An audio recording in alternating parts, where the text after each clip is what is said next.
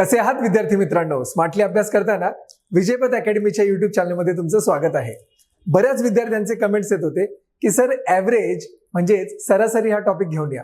मग त्यासाठीच एकाच व्हिडिओमध्ये सर्वच्या सर्व 22 टाइप्स आपण या व्हिडिओमध्ये घेऊन आलेलो आहोत.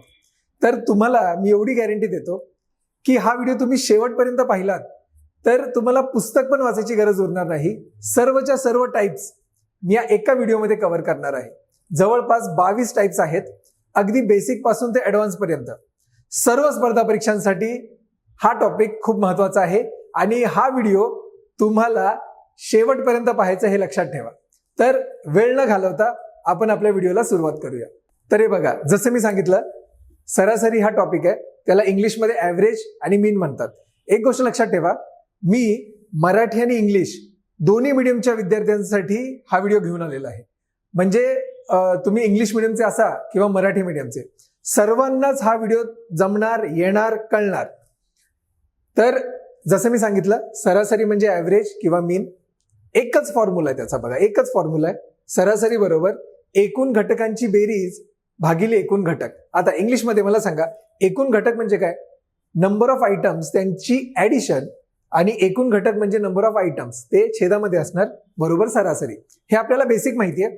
तर आपण या फॉर्म्युलावर आधारित पहिला टाईप पाहूया. आता बघा, या पहिल्या टाईपमध्ये पहिला जो प्रश्न आहे त्याच फॉर्म्युलावर आधारित आहे. दोन मुलांचे वजन अनुक्रमे 68 किलो आणि 56 किलो आहे, तर त्यांच्या वजनाची सरासरी किती? आपण काय करतो, हे 68 किलो आणि हे 56 किलो यांची आपण बेरीज करणार. म्हणजे बघा 68 अधिक 56 भागिले 2. भागिले 2 का केलं मी? कारण दोनच गोष्टी आहेत, दोनच घटक आहेत, दोनच आयटम्स आहेत. तर 68 प्लस 56 हे काय येणार? 6 आणि 8, 6 दुने 12 आणि 2 14, हातचा आला 1, 6 आणि 6 12, 124 भागिले 2. म्हणजे उत्तर काय येणार? 62. बे के बे बेसंग 12, इथे येणार 2. उत्तर आलं 62. आता हा झाला बेसिक प्रकार. पण ऍक्च्युली ॲव्हरेजचा अर्थ तुम्हाला समजला तर त्याच्याहून चांगली गोष्ट नाही. आता ॲव्हरेजचा अर्थ काय बघा, जर तुम्ही इंडियन सिस्टम पाहिली टॅक्सेशनची, तर आपण काय करतो, सरकार काय करतं, श्रीमंतांकडून घेतं आणि गरिबांना देतं, बरोबर?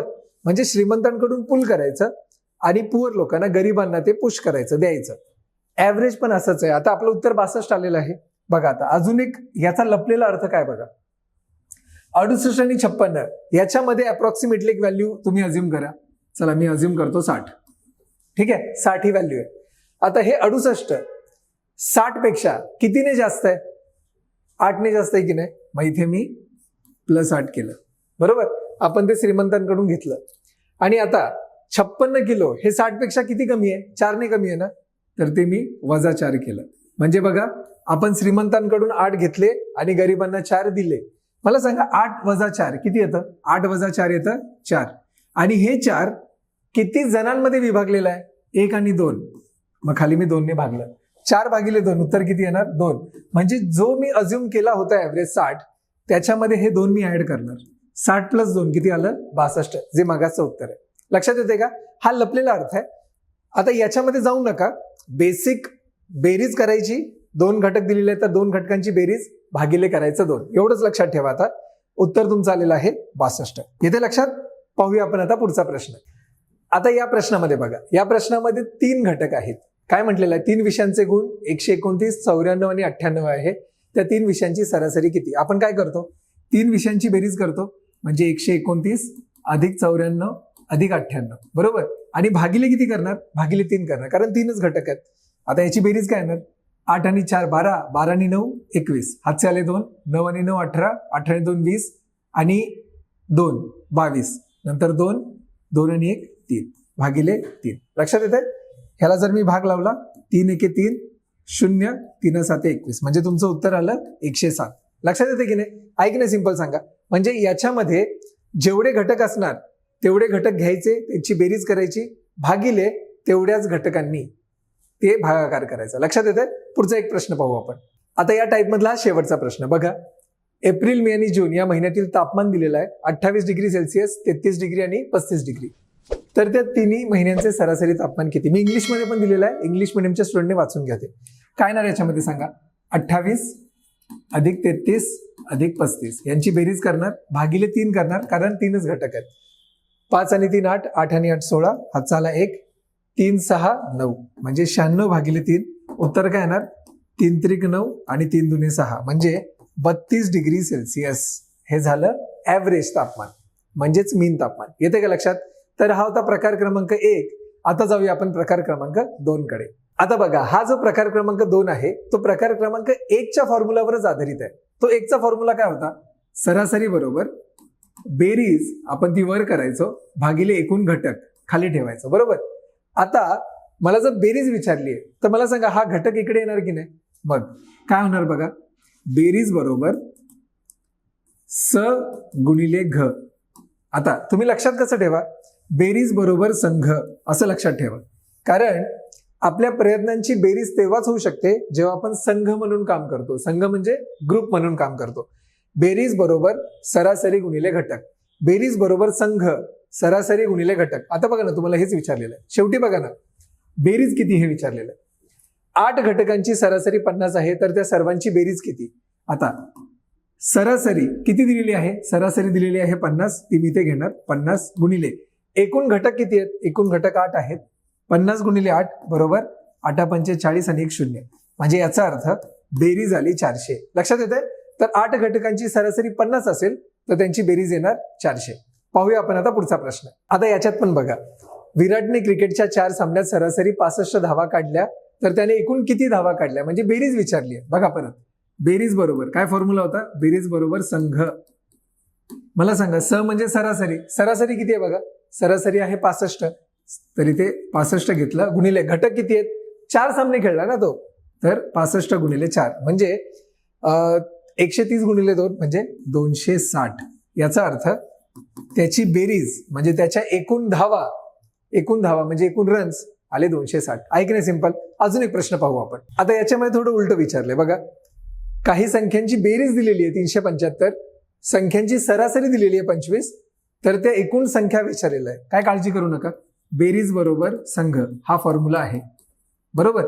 आता बेरीज किती दिलेली आहे? बेरीज दिलेली आहे 375, नंतर सरासरी दिलेली आहे 25, ती इथे मी 25 ठेवली, आणि तुम्हाला घ म्हणजे घटक विचारलेले आहेत, एकूण संख्या विचारलेल्या आहेत. 25 इथे खाली येणार, 375 भागिले 25 बरोबर घटक. आता बघा, 25 एके 25, इथे 12 उरले, 125, 25 पाचा 25 असे 125. तर लक्षात येते 15. एकूण घटक झाले 15, याचा अर्थ एकूण संख्या किती? तर एकूण संख्या 15. ऐकणे सिंपल सांगा. हा होता प्रकार क्रमांक 2. मी सांगितल्याप्रमाणे बेसिक पासून ऍडव्हान्स पर्यंत सगळे टाईप एकाच व्हिडिओमध्ये कव्हर होणार आहेत, सो स्टे ट्यून्ड. पाहूया आपण टाईप क्रमांक 3. आता या टाईपमध्ये अंकगणितीय श्रेणी म्हणजे अरिथमेटिक प्रोग्रेशन याच्यावर आधारित आहे प्रश्न. अंकगणितीय श्रेणीची सरासरी म्हणजे अरिथमेटिक प्रोग्रेशनचा ऍव्हरेज किती? आता आधी आहे ना, हा प्रश्न सोडवण्याच्या आधी समजून घेऊया अरिथमेटिक प्रोग्रेशन असतं काय. म्हणजे समजा अशी एक सिरीज आहे, 5 नंतर 9 नंतर 13 नंतर 17, बरोबर. मला सांगा, हे जी प्रत्येक पद आहेत त्या प्रत्येक पदामध्ये गॅप कितीचा आहे? बघा, 5 आणि 9 मध्ये 4चा गॅप आहे, 9 आणि 13 मध्ये पण 4चा गॅप आहे, 13 आणि 17 मध्ये पण 4चा गॅप आहे, पुढे पण 4चा गॅप असणार. म्हणजे प्रत्येक ऍडजस्टंट पदांमध्ये, टर्म्समध्ये, शेजारच्या पदांमध्ये एक कॉमन गॅप पाहिजे, त्याला आपण म्हणतो अरिथमेटिक प्रोग्रेशन. हे उलट पण असू शकतं. म्हणजे बघा, 17 घेऊ शकतो मी, नंतर 13 नंतर 9 नंतर 5, याच्यामध्ये पण बघा 4चा गॅप आहे. लक्षात येत आहे? तर याला आपण म्हणतो अरिथमेटिक प्रोग्रेशन, मराठीमध्ये अंकगणितीय श्रेणी. आता तुम्हाला प्रश्नामध्ये तेच दिलेलं आहे बघा, 6 8 10 12 14 16 या संख्यांची सरासरी किती? जर तुम्ही विचार केलात ना, 6 आणि 8 मध्ये 2चा गॅप आहे, 8 आणि 10 मध्ये 2चा गॅप आहे, नंतर 2 2 2 असाच गॅप आहे. म्हणजे हे अंकगणितीय श्रेणीचं उदाहरण आहे. आता याचा ऍव्हरेज विचारलाय, काय करायचं बघा, एकदम सिंपल आहे, एकदम सिंपल आहे. पहिलं पद 6 दिसतंय ते घ्यायचं, शेवटचं पद काय दिसतंय 16 ते पण घ्यायचं, दोघांची करायची बेरीज. सिंपल. जे पण पहिलं दिसेल ते प्लस शेवटचं दिसेल ते, आणि डायरेक्ट 2ने भागायचं, बस. 2 लक्षात ठेवा, 2ने भागायचंच. झालं, हेच उत्तर आहे. मला सांगा, 16 आणि 6 किती येतं? 22. 22 भागिले 2, उत्तर काय येणार? 11. झालं. या सर्वांची सरासरी जर तुम्ही बेरीज करून त्याला तेवढ्या संख्यांनी भागलत, 11च येणार. लक्षात येते? तर याचा फॉर्म्युला काय होणार? पहिली संख्या अधिक शेवटची संख्या भागिले 2. लक्षात येते? पाहूया आपण अजून 2-3 एक्झाम्पल पाहूया, म्हणजे तुम्हाला अजून क्लिअर होईल. बघा आता पुढचं एक्झाम्पल. आता हा प्रश्न बघा ना, उलटा आहे फक्त, बरोबर. 10, 8, 6, 4, 2. काय करणार मी? पहिली संख्या घेणार 10. पहिलं बघायचं अरिथमेटिक प्रोग्रेशन आहे का. 2-2चा गॅप आहे बघा. सो पहिली संख्या 10 घ्यायची, अधिक शेवटची संख्या काय दिसते मला? 2. आणि भागिले 2 करायचंच, 2नेच भागायचं. लक्षात ठेवा. 10 आणि 2 12 येतं. 12 भागिले 2 उत्तर किती आलं? 6. म्हणजे या सर्वांची सरासरी किती येणार आहे? 6. पुढचा अजून एक प्रश्न बघा. आता या प्रश्नामध्ये बघा, अंकगणिती श्रेणी आहे, 4-4चा गॅप आहे. सरळ सरळ हे 25 घ्या. नंतर शेवटचं काय आहे? शेवटचं आहे 45 भागिले 2 करून टाका. बस 45 आणि 25 हे किती येतं? हे येतं 70. 70 भागिले 2 उत्तर येतं 35. लक्षात येतंय का? आता बरेच जण विचार करतात की याच्या मधली संख्या आपण शोधू आणि मग मधली संख्या बरोबर सरासरी असणार. काही गरज नाहीये. कारण कधी कधी संख्या खूप जास्त असणार, तेव्हा काय करणार तुम्ही? मोजत बसणार का? सिंपल आहे ना, घ्या ना, पहिली संख्या घ्या, शेवटची संख्या घ्या, बेरीज करा, भागिले 2 करा. सिंपल. अजून एक प्रश्न बघा. आता इथे बघा, असे प्रश्न तर बऱ्याच परीक्षांमध्ये विचारले जातात. 102 ते 188 पर्यंतच्या क्रमवार समसंख्यांची सरासरी किती? समसंख्यांना इंग्लिशमध्ये आपण म्हणतो इव्हन नंबर्स. आता 102 ते 188 म्हणजे हे काय असणार? 102 असणार, मग 104 असणार, मग 106 असणार, बरोबर की नाही? असं कुठपर्यंत जाणार आपण? 188 पर्यंत. आता विचार करा, मधली संख्या कोणती येते? नाही येत ना. म्हणून मी जो सांगतो तोच फॉर्म्युला करा. तर आता याच्यामध्ये पहिली संख्या काय येणार? पहिली संख्या 102 येणार. शेवटची संख्या काय येणार? शेवटची संख्या 188 येणार आणि भागिले 2 करणार कंपल्सरी. 102 आणि 188 म्हणजे 190 अधिक 100 290 येणार. 290 भागिले 2 म्हणजे उत्तर येणार तुमचं 145. लक्षात येते का सांगा? आहे की नाही सिंपल? अजून एक प्रश्न पाहूया आपण. तर या प्रश्नामध्ये बघा, कधी कधी प्रश्न फिरून पण विचारला जातो. 100 ते 200 पर्यंतच्या क्रमवार विषम संख्यांची सरासरी. विषम संख्या म्हणजे ऑड नंबर्स. आता मला सांगा, 100 ही ऑड नंबर आहे का? नाहीये. 200 हा पण ऑड नंबर नाहीये. मग 100 ते 200 मध्ये मला जायचं आहे. तर मला सांगा, 100 नंतरची पहिली विषम संख्या कोणती? 101, बरोबर. नंतर दुसरी 103, असं करत करत जावं लागणार मला. आता 200 विषम संख्या आहे का? ऑड नंबर आहे का? नाही. त्याच्या आधीची घ्यावी लागणार मला. त्याच्या आधीची असणार 199, 199. आणि अरिथमेटिक प्रोग्रेशन आहेच. काय फॉर्म्युला आहे? 101 घ्यायचं प्लस शेवटचं 199 भागिले 2 करून टाकायचं. 199 200 आणि हे 300. 300 भागिले 2 उत्तर काय येणार? उत्तर येणार 150. बघा ना, किती सिंपल आहे. म्हणजे फक्त बेसिक काही गोष्टी माहित पाहिजेत. कुठलाही टाईप येऊ द्या, सुटणारच. आता आपण जाऊया टाईप नंबर 4 कडे. बघा, आता हा जो टाईप आहे ना, तुम्हाला बघायला खूप मोठा वाटणार. फक्त मी काय केलेलं आहे, इथे मराठीमध्ये आणि इथे इंग्लिशमध्ये ट्रान्सलेशन केलेलं. आपले जे मित्र आहेत इंग्लिश मिडियमचे ते इथे पाहू शकता. आणि शेवटी मी एक फॉर्म्युला दिलाय, पण तो तुम्हाला फॉर्म्युला पाठांतर तुमचा होऊनच जाईल तो. कारण आपण प्रश्नच असे घेणार आहोत की तुम्हाला ते कळून जाईल की ते का आलं. आता म्हटलेलं काय बघा, याच्यामध्ये अंकगणितीय श्रेणीतील संख्यातील फरक काढायचा आहे. काय फरक आहे? आता बघा, प्रश्न कसा असतो, 3चा फरक असणाऱ्या संख्या मालिकेमध्ये मला सांगा, अशी संख्या मालिका जिच्यामध्ये 3-3चा फरक आहे, म्हणजे याला आपण अरिथमेटिक प्रोग्रेशन म्हणू शकतो की नाही? आत्ताच मगाशी आपण पाहिलं की प्रत्येक पदांमध्ये 3-3चा गॅप असतो. सो अरिथमेटिक प्रोग्रेशन म्हणजे अंकगणितीय श्रेणी आहे ही. एकूण 19 संख्या दिलेल्या आहेत, तर सर्वात मोठ्या आणि सर्वात लहान संख्येतील फरक विचारलेला आहे. म्हणजे सर्वात लहान संख्या असणार आणि सर्वात मोठी त्यातला फरक. फरक जर काढायचा असेल अरिथमेटिक प्रोग्रेशन मध्ये, तर काय करायचं बघा, दिलेल्या एकूण संख्या घ्यायच्या. मला सांगा, संख्या टोटल दिलेल्या किती आहेत? बघा ना, इथे दिसतंय तुम्हाला 19. मी 19 घेतलं इथे. त्यातून 1 वजा करायची, हे लक्षात ठेवा. 19 मधून 1 वजा करायची, दिलेल्या संख्यांमधून 1 वजा करायची आणि गुणायचं कशाने? तर प्रत्येक संख्येमध्ये फरक कितीचा आहे? तो फरक आहे 3चा. लक्षात येते का? ऍक्च्युली हा अरिथमेटिक प्रोग्रेशनचा जो फॉर्म्युला आहे, TN = A + N - 1 × D, त्याच्यावरूनच डिराईव्ह झालेला आहे. पण त्यात जायला नको, त्याचं मी एक वेगळं सेपरेट लेक्चर घेईन. पण इथे तुमचं क्लिअर होऊन जाईल ते. तर काय करायचं, एकूण संख्या दिलेल्या आहेत, डोक्यात हेच ठेवा. एकूण संख्या दिलेल्या आहेत, 1 मायनस करा आणि गुणाकार कशाने करा? की जो फरक असतो प्रत्येक संख्यांमधील त्याने. बघा आता 19 + 1 18 येणार. 18 × 3 हे तुमचं उत्तर. 18 × 3 = 54 झालं, हेच उत्तर आहे. तर सर्वात मोठी संख्या आणि सर्वात लहान संख्या याच्यातील फरक आला 54. लक्षात येते का? पाहूया आपण आता पुढचा प्रश्न. आता बघा, पुढचा प्रश्न बघा काय आहे. 5चा फरक आहे, बरोबर. अरिथमेटिक प्रोग्रेशन आहे.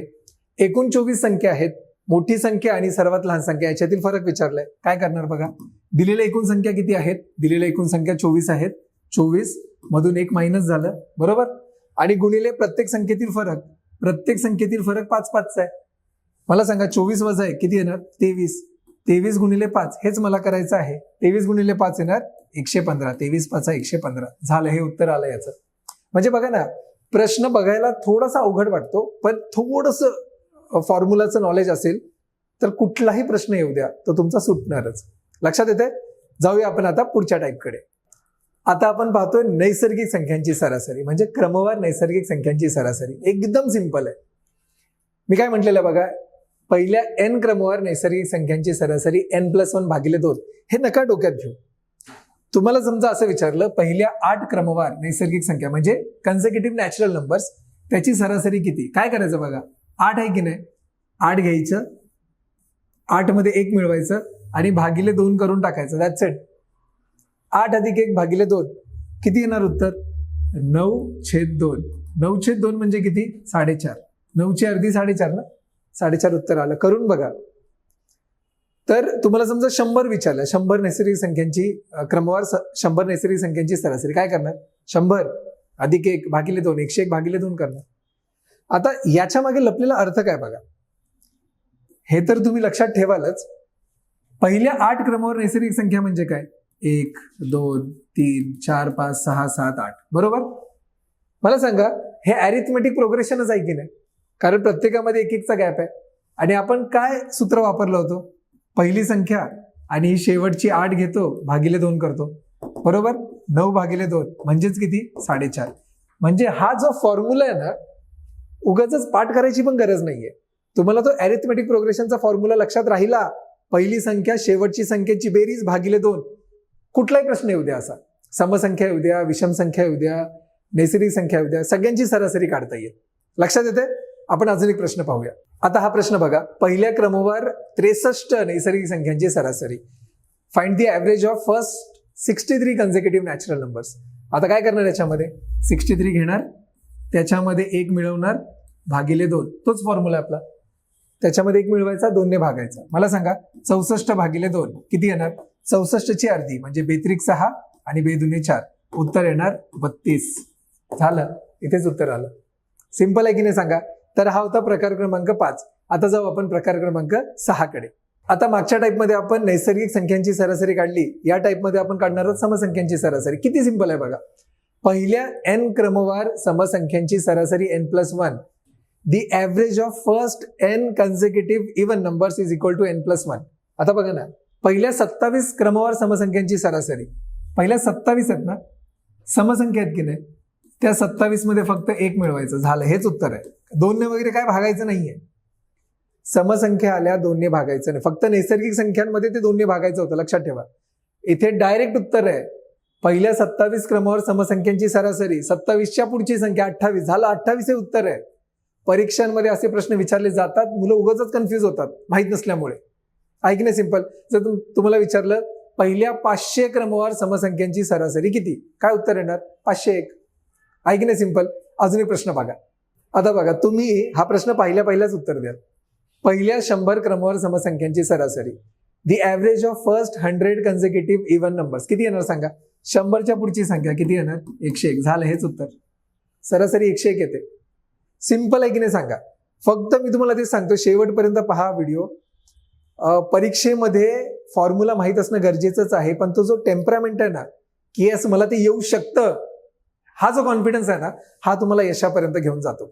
म्हणजे मला आतापर्यंत ज्या पण पोस्ट मिळालेल्या आहेत त्याच्यामध्ये माझा कॉन्फिडन्स हा खूप महत्वाचा होता. त्याच्यामुळे एवढ्या पोस्ट मी काढू शकलो आणि एवढ्या चांगल्या पद्धतीने विद्यार्थ्यांपर्यंत पोहोचू शकलो. तर तुम्ही हाच विचार करायचा आहे की मला हा टॉपिक येणारच, येतोच, मग परीक्षेमध्ये कुठलाही प्रश्न येऊ द्या, तो येणारच. लक्षात येते का? पाहूया आपण आता पुढचा टाईप. आता या टाईपमध्ये बघा. आता मागच्या टाईपमध्ये आपण काय केलं? नैसर्गिक संख्या घेतल्या, मग समसंख्या घेतल्या. आता या टाईपमध्ये विषम संख्या. ते तर अजून सोपं आहे. पहिल्या n क्रमवार विषम संख्यांची सरासरी डायरेक्ट nच. म्हणजे काय? पहिल्या 46 क्रमवार विषम संख्या म्हणजे ऑड नंबर्स ची सरासरी किती? तीच संख्या 46. हेच उत्तर आहे. डायरेक्ट मार्क करून टाका. पहिल्या 1000 क्रमवार विषम संख्यांची सरासरी 1000. पहिल्या 1,05,000 विषम संख्यांची सरासरी 1,05,000 येते का लक्षात? सो एक्झामिनर कसे फसवे प्रश्न टाकेल, पण तुम्हाला ते जमलं पाहिजे. सो पहिल्या काही क्रमवार विषम संख्यांची सरासरी म्हणजे ते काही, पहिल्या 100 क्रमवार विषम संख्यांची सरासरी म्हणजे 100. लक्षात येते? अजून एक प्रश्न पाहूया आपण. आता बघा, या प्रश्नामध्ये पहिल्या क्रमवार 200 विषम संख्यांची सरासरी किती येणार तुम्ही सांगा. उत्तर येणार 200 ऍज इट इज. लक्षात येते? तर मला सांगा, आपण थोडंसं रिवाइज करू. पहिल्या क्रमवार नैसर्गिक संख्यांची सरासरी काय होती? ती संख्या घ्यायची, त्याच्यामध्ये 1 मिळवायचं, 2 ने भागायचं, बरोबर. पहिल्या क्रमावर समसंख्यांची सरासरी काय होती? जेवढ्या संख्या त्या घ्यायच्या त्याच्यामध्ये फक्त +1 करायचं. आणि पहिल्या n विषम संख्यांची सरासरी काय होती? तेच n घ्यायचं ऍज इट इज. लक्षात येते? तर असे होते मागचे 3 टाईप. पाहूया आपण आता पुढचा प्रकार. आता पुढचा टाईप बघा, तुम्हाला कळेल मी टाईप्स पण असे डिझाईन केलेत की बेसिक पासून ऍडव्हान्स पर्यंत सगळं कव्हर होईल. बघा आता काय विचारलं याच्यामध्ये, पहिल्या n क्रमवार नैसर्गिक संख्यांच्या वर्गाची सरासरी, वर्ग म्हणजे स्क्वेअर, पहिल्या 5 क्रमवार नैसर्गिक संख्यांच्या वर्गांची सरासरी किती? आता काय करायचं बघा, याच्यामध्ये n दिलेला आहे की नाही, आणि इथे किती आहे? 5. तर मी काय करणार, n+1 याचा अर्थ 5 अधिक 1, बरोबर की नाही? n च्या जागी मी 5 ठेवलं. आता 2n+1 याचा अर्थ काय? 5 ची दुप्पट करायची आणि मग 1 मिळवायचा, म्हणजे 10 अधिक 1, 5 ची दुप्पट 10 ना, आणि भागिले कंपल्सरी 6 करायचं. लक्षात ठेवा, वर्ग आलं तर छेदामध्ये 6 आहे, लक्षातच ठेवा, डोक्यातच फिट करून ठेवा. स्क्वेअरची ऍडिशन करून त्याचा ऍव्हरेज काढायचा आहे, छेदामध्ये 6 ठेवायचं, लक्षात ठेवा. मला सांगा, 5 आणि 1 किती येतं? 6 गुणिले 10 आणि 1 किती येतं? 11 भागिले 6. हे 6 कट होणार, उत्तर येणार 11. किती सिंपल झालं बघा. फॉर्म्युला जरी लक्षात राहत नसेल, काय करा, वर्ग विचारला, 5 संख्या विचारल्यात, पहिल्या 5 क्रमवार नैसर्गिक संख्यांच्या वर्गांची सरासरी 5 घ्या, बरोबर. 5च्या पुढची संख्या किती आहे? 6, ते इथे 6 घेऊन टाका डायरेक्ट, गुणिले 5 ची दुप्पट करा आणि त्याच्या पुढची संख्या घ्या. 5 ची दुप्पट 10, त्याच्या पुढची 11. सो इथे 6, इथे 11, खाली 6. आता जरासं कॉन्सन्ट्रेट करा. समजा तुम्हाला विचारलं पहिल्या 11 क्रमवार नैसर्गिक संख्यांच्या वर्गाची सरासरी. मला सांगा, 11च्या पुढची किती आहे? 12. ती 12 इथे घेणार, गुणिले 11 ची दुप्पट करा, 22. 22च्या पुढची संख्या 23, मग इथे 23 घेणार आणि खाली 6. लक्षात येते का? पाहूया आपण अजून एक प्रश्न. बघा आता या प्रश्नामध्ये काय विचारलेलं आहे, पहिल्या 11 क्रमवार नैसर्गिक संख्यांच्या वर्गांची सरासरी. मी आता सांगितलं तुम्हाला काय करणार, 11 आहेत की नाही, 11च्या पुढची संख्या काय घेणार? 12, बरोबर, गुणिले 11 ची दुप्पट करणार. 11 ची दुप्पट किती? 22, आणि त्या 22च्या पुढची संख्या किती? येते 23, आणि भागिले काय करणार कंपल्सरी? 6. 6 एके 6, 6 दुने 12. मला सांगा, 2 गुणिले 23 किती उत्तर येतं? 46. या सर्वांची बेरीज 46 आहे. याचा अर्थ कळतो का तुम्हाला? 11 क्रमवार नैसर्गिक संख्यांच्या वर्गाची सरासरी म्हणजे काय? म्हणजे 1चा वर्ग अधिक 2चा वर्ग अधिक 3चा वर्ग, असं 11चा वर्ग पर्यंत जायचंय आणि भागिले 11 करावे लागणार. त्याचं डायरेक्ट उत्तर 46 आलेलं आहे, लक्षात ठेवा. कळते का? पाहूया आपण आता पुढचा टाईप. आता मागच्या प्रकारामध्ये वर्ग म्हणजे स्क्वेअर झाला, या प्रकारामध्ये आपण घन म्हणजे क्यूब घेऊ, म्हणजे सगळं संपून जाईल. पहिल्या 3 क्रमावर नैसर्गिक संख्यांच्या घनांची सरासरी, the average of the cubes of first n consecutive natural numbers. आपण त्याच्यामध्ये 3 घेतोय. काय फॉर्म्युला बघा, फॉर्म्युला जरा अवघडच वाटणार तुम्हाला, पण सोडवत गेल्यावर सोपा वाटणार. n नंतर n+1 चा स्क्वेअर भागिले 4. नका लक्षात ठेवा. काय लक्षात ठेवा बघा, पहिल्या 3 क्रमावर संख्यात गेल्या त्या 3 घ्यायच्या, गुणिले मला सांगा 3च्या पुढची संख्या कोणती? 3च्या पुढची संख्या 4. या 4चा वर्ग करायचा आणि भागिले कंपल्सरी 4 करायचं. जसं स्क्वेअर मध्ये म्हणजे वर्गामध्ये जे आपण केलं, वर्ग घेतला प्रत्येक क्रमावर नैसर्गिक संख्यांचा आणि सरासरी काढली. छेदामध्ये काय होतं? आठवा. छेदामध्ये होतं 6. इथे घनांची सरासरी काढताना छेदामध्ये 4 आहे, डोक्यात फिट करून ठेवा, कुठेतरी नोट म्हणून लिहून ठेवा. काय येणार सांगा, इथे 3 गुणिले 4चा वर्ग किती येतो? 16 भागिले 4. 4 एके 4, 4 चोक 16, 3 चोक किती येतं? 3 चोक 12. हे झालं उत्तर डायरेक्ट. सो ती संख्या घ्यायची, त्याच्या पुढच्या संख्येचा वर्ग करायचा आणि भागिले 4 करायचा, डायरेक्ट ऍव्हरेज येतो. अजून एक प्रश्न घेऊ म्हणजे तुम्हाला अजून कॉन्फिडन्स येईल. बघा या प्रश्नामध्ये काय विचारलेलं आहे, पहिल्या 12 क्रमवार नैसर्गिक संख्यांच्या घनाची सरासरी. म्हणजे इंग्लिशमध्ये काय होणार, you need to find the average of cubes of first 12 consecutive natural numbers. आता काय मी सांगितलं होतं, 12 आहे, 12 घ्यायचं गुणिले 12च्या पुढची संख्या कोणती, 12च्या पुढची संख्या 13, त्या 13चा स्क्वेअर करायचा आणि भागिले कंपल्सरी 4नेच करायचं. जसं मी सांगितलंय, घनामध्ये 4, वर्गामध्ये म्हणजे स्क्वेअरमध्ये 6. आता बघा इथे 4 एके 4, इथे येणार 4 त्रिक 12. तुमचं उत्तर काय येणार, 3 गुणिले 13चा वर्ग, 13चा वर्ग 169 येतो, बरोबर की नाही. आता हे तर गुणता येतं तुम्हाला. 3 9 27, हातचे आले 2, 6 त्रिक 18 आणि 2 20, परत हातचे आले 2, 3 एके 3 आणि 2 5, 507 उत्तर येतं. किती चुटकी सरशी उत्तर निघतं जरा बघा ना. आणि फॉर्म्युला पण मी सांगतोय तसंच लक्षात ठेवा. येते का लक्षात? पाहूया आता आपण पुढचा प्रकार. टाईप काय आहे बघा, काय दिलेलं आहे मी, क्रमवार सम आणि विषम संख्या. आता इंग्लिश मिडियमवाल्यांना कळलं असेल, सम म्हणजे इव्हन नंबर्स आणि विषम म्हणजे ऑड नंबर्स. संख्यांची सरासरी दिलेली असताना सर्वात मोठी आणि सर्वात लहान संख्या विचारली जाते.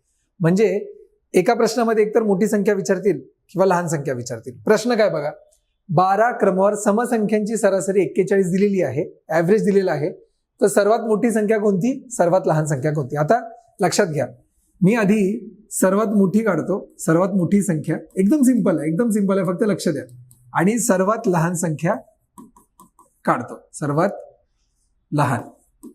आता सर्वात मोठी संख्या बघूया आपण.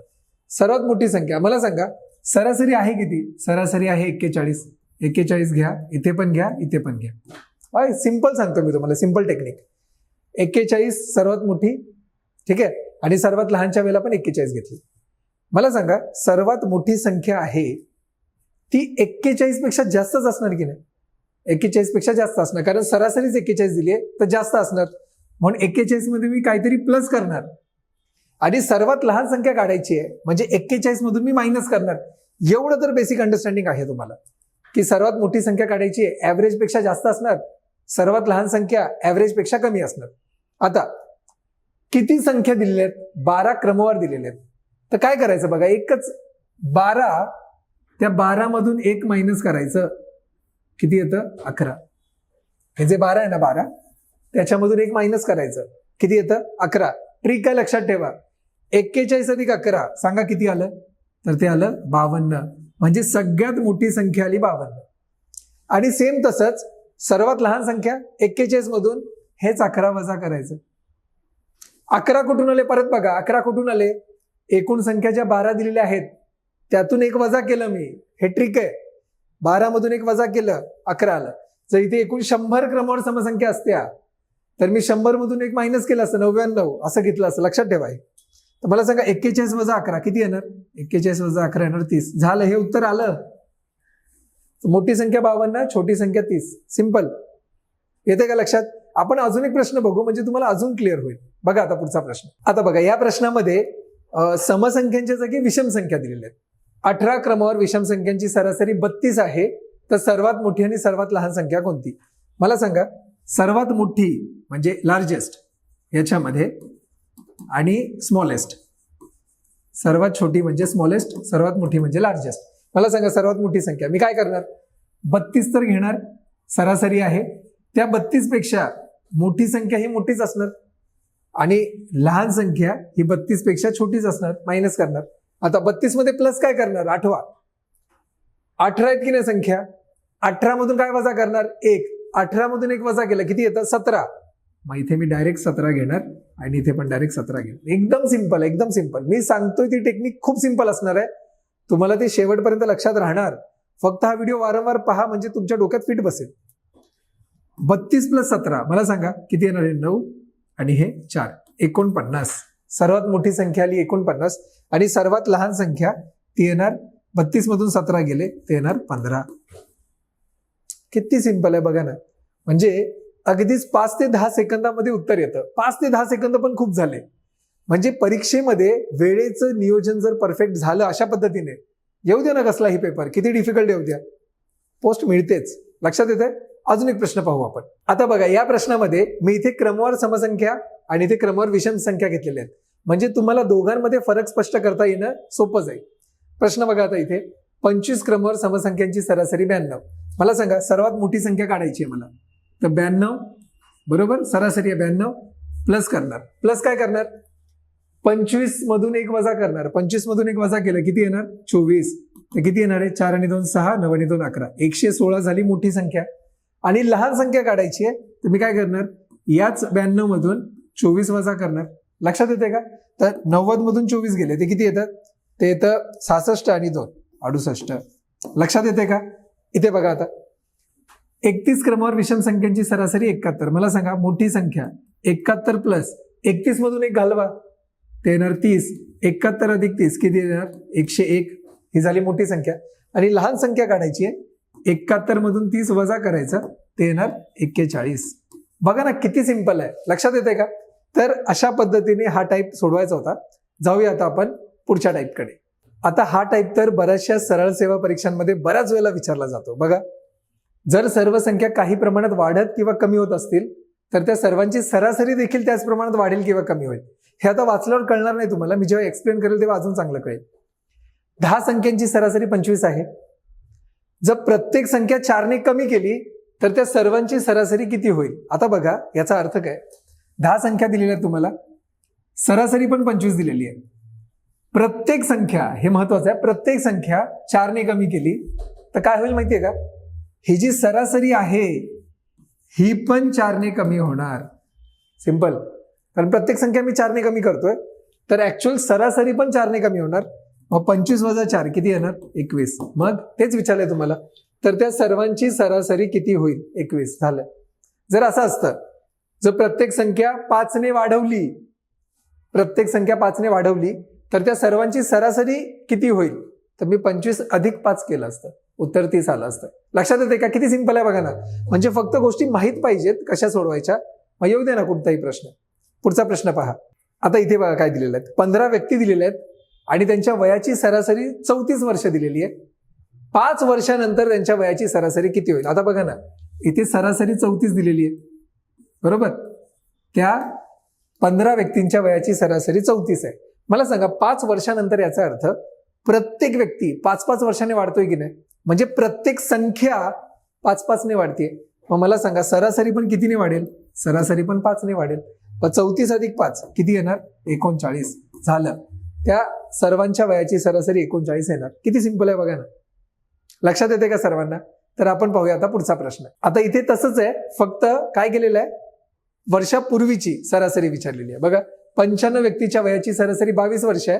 7 वर्षापूर्वी, आता बघा ना 22 तर आत्ता सरासरी आहे, 7 वर्षापूर्वी सर्वांची वय 7 न कमी होतील की नाही, मग सरासरी पण कितीने कमी होणार, 7 ने. 22 मधून 7 गेले, उत्तर येणार 15. तुम्ही विचार करताय का किती सिंपल गोष्टी आहेत, फक्त आपण करतो त्या अवघड पद्धतीने. तर हा होता प्रकार क्रमांक 11.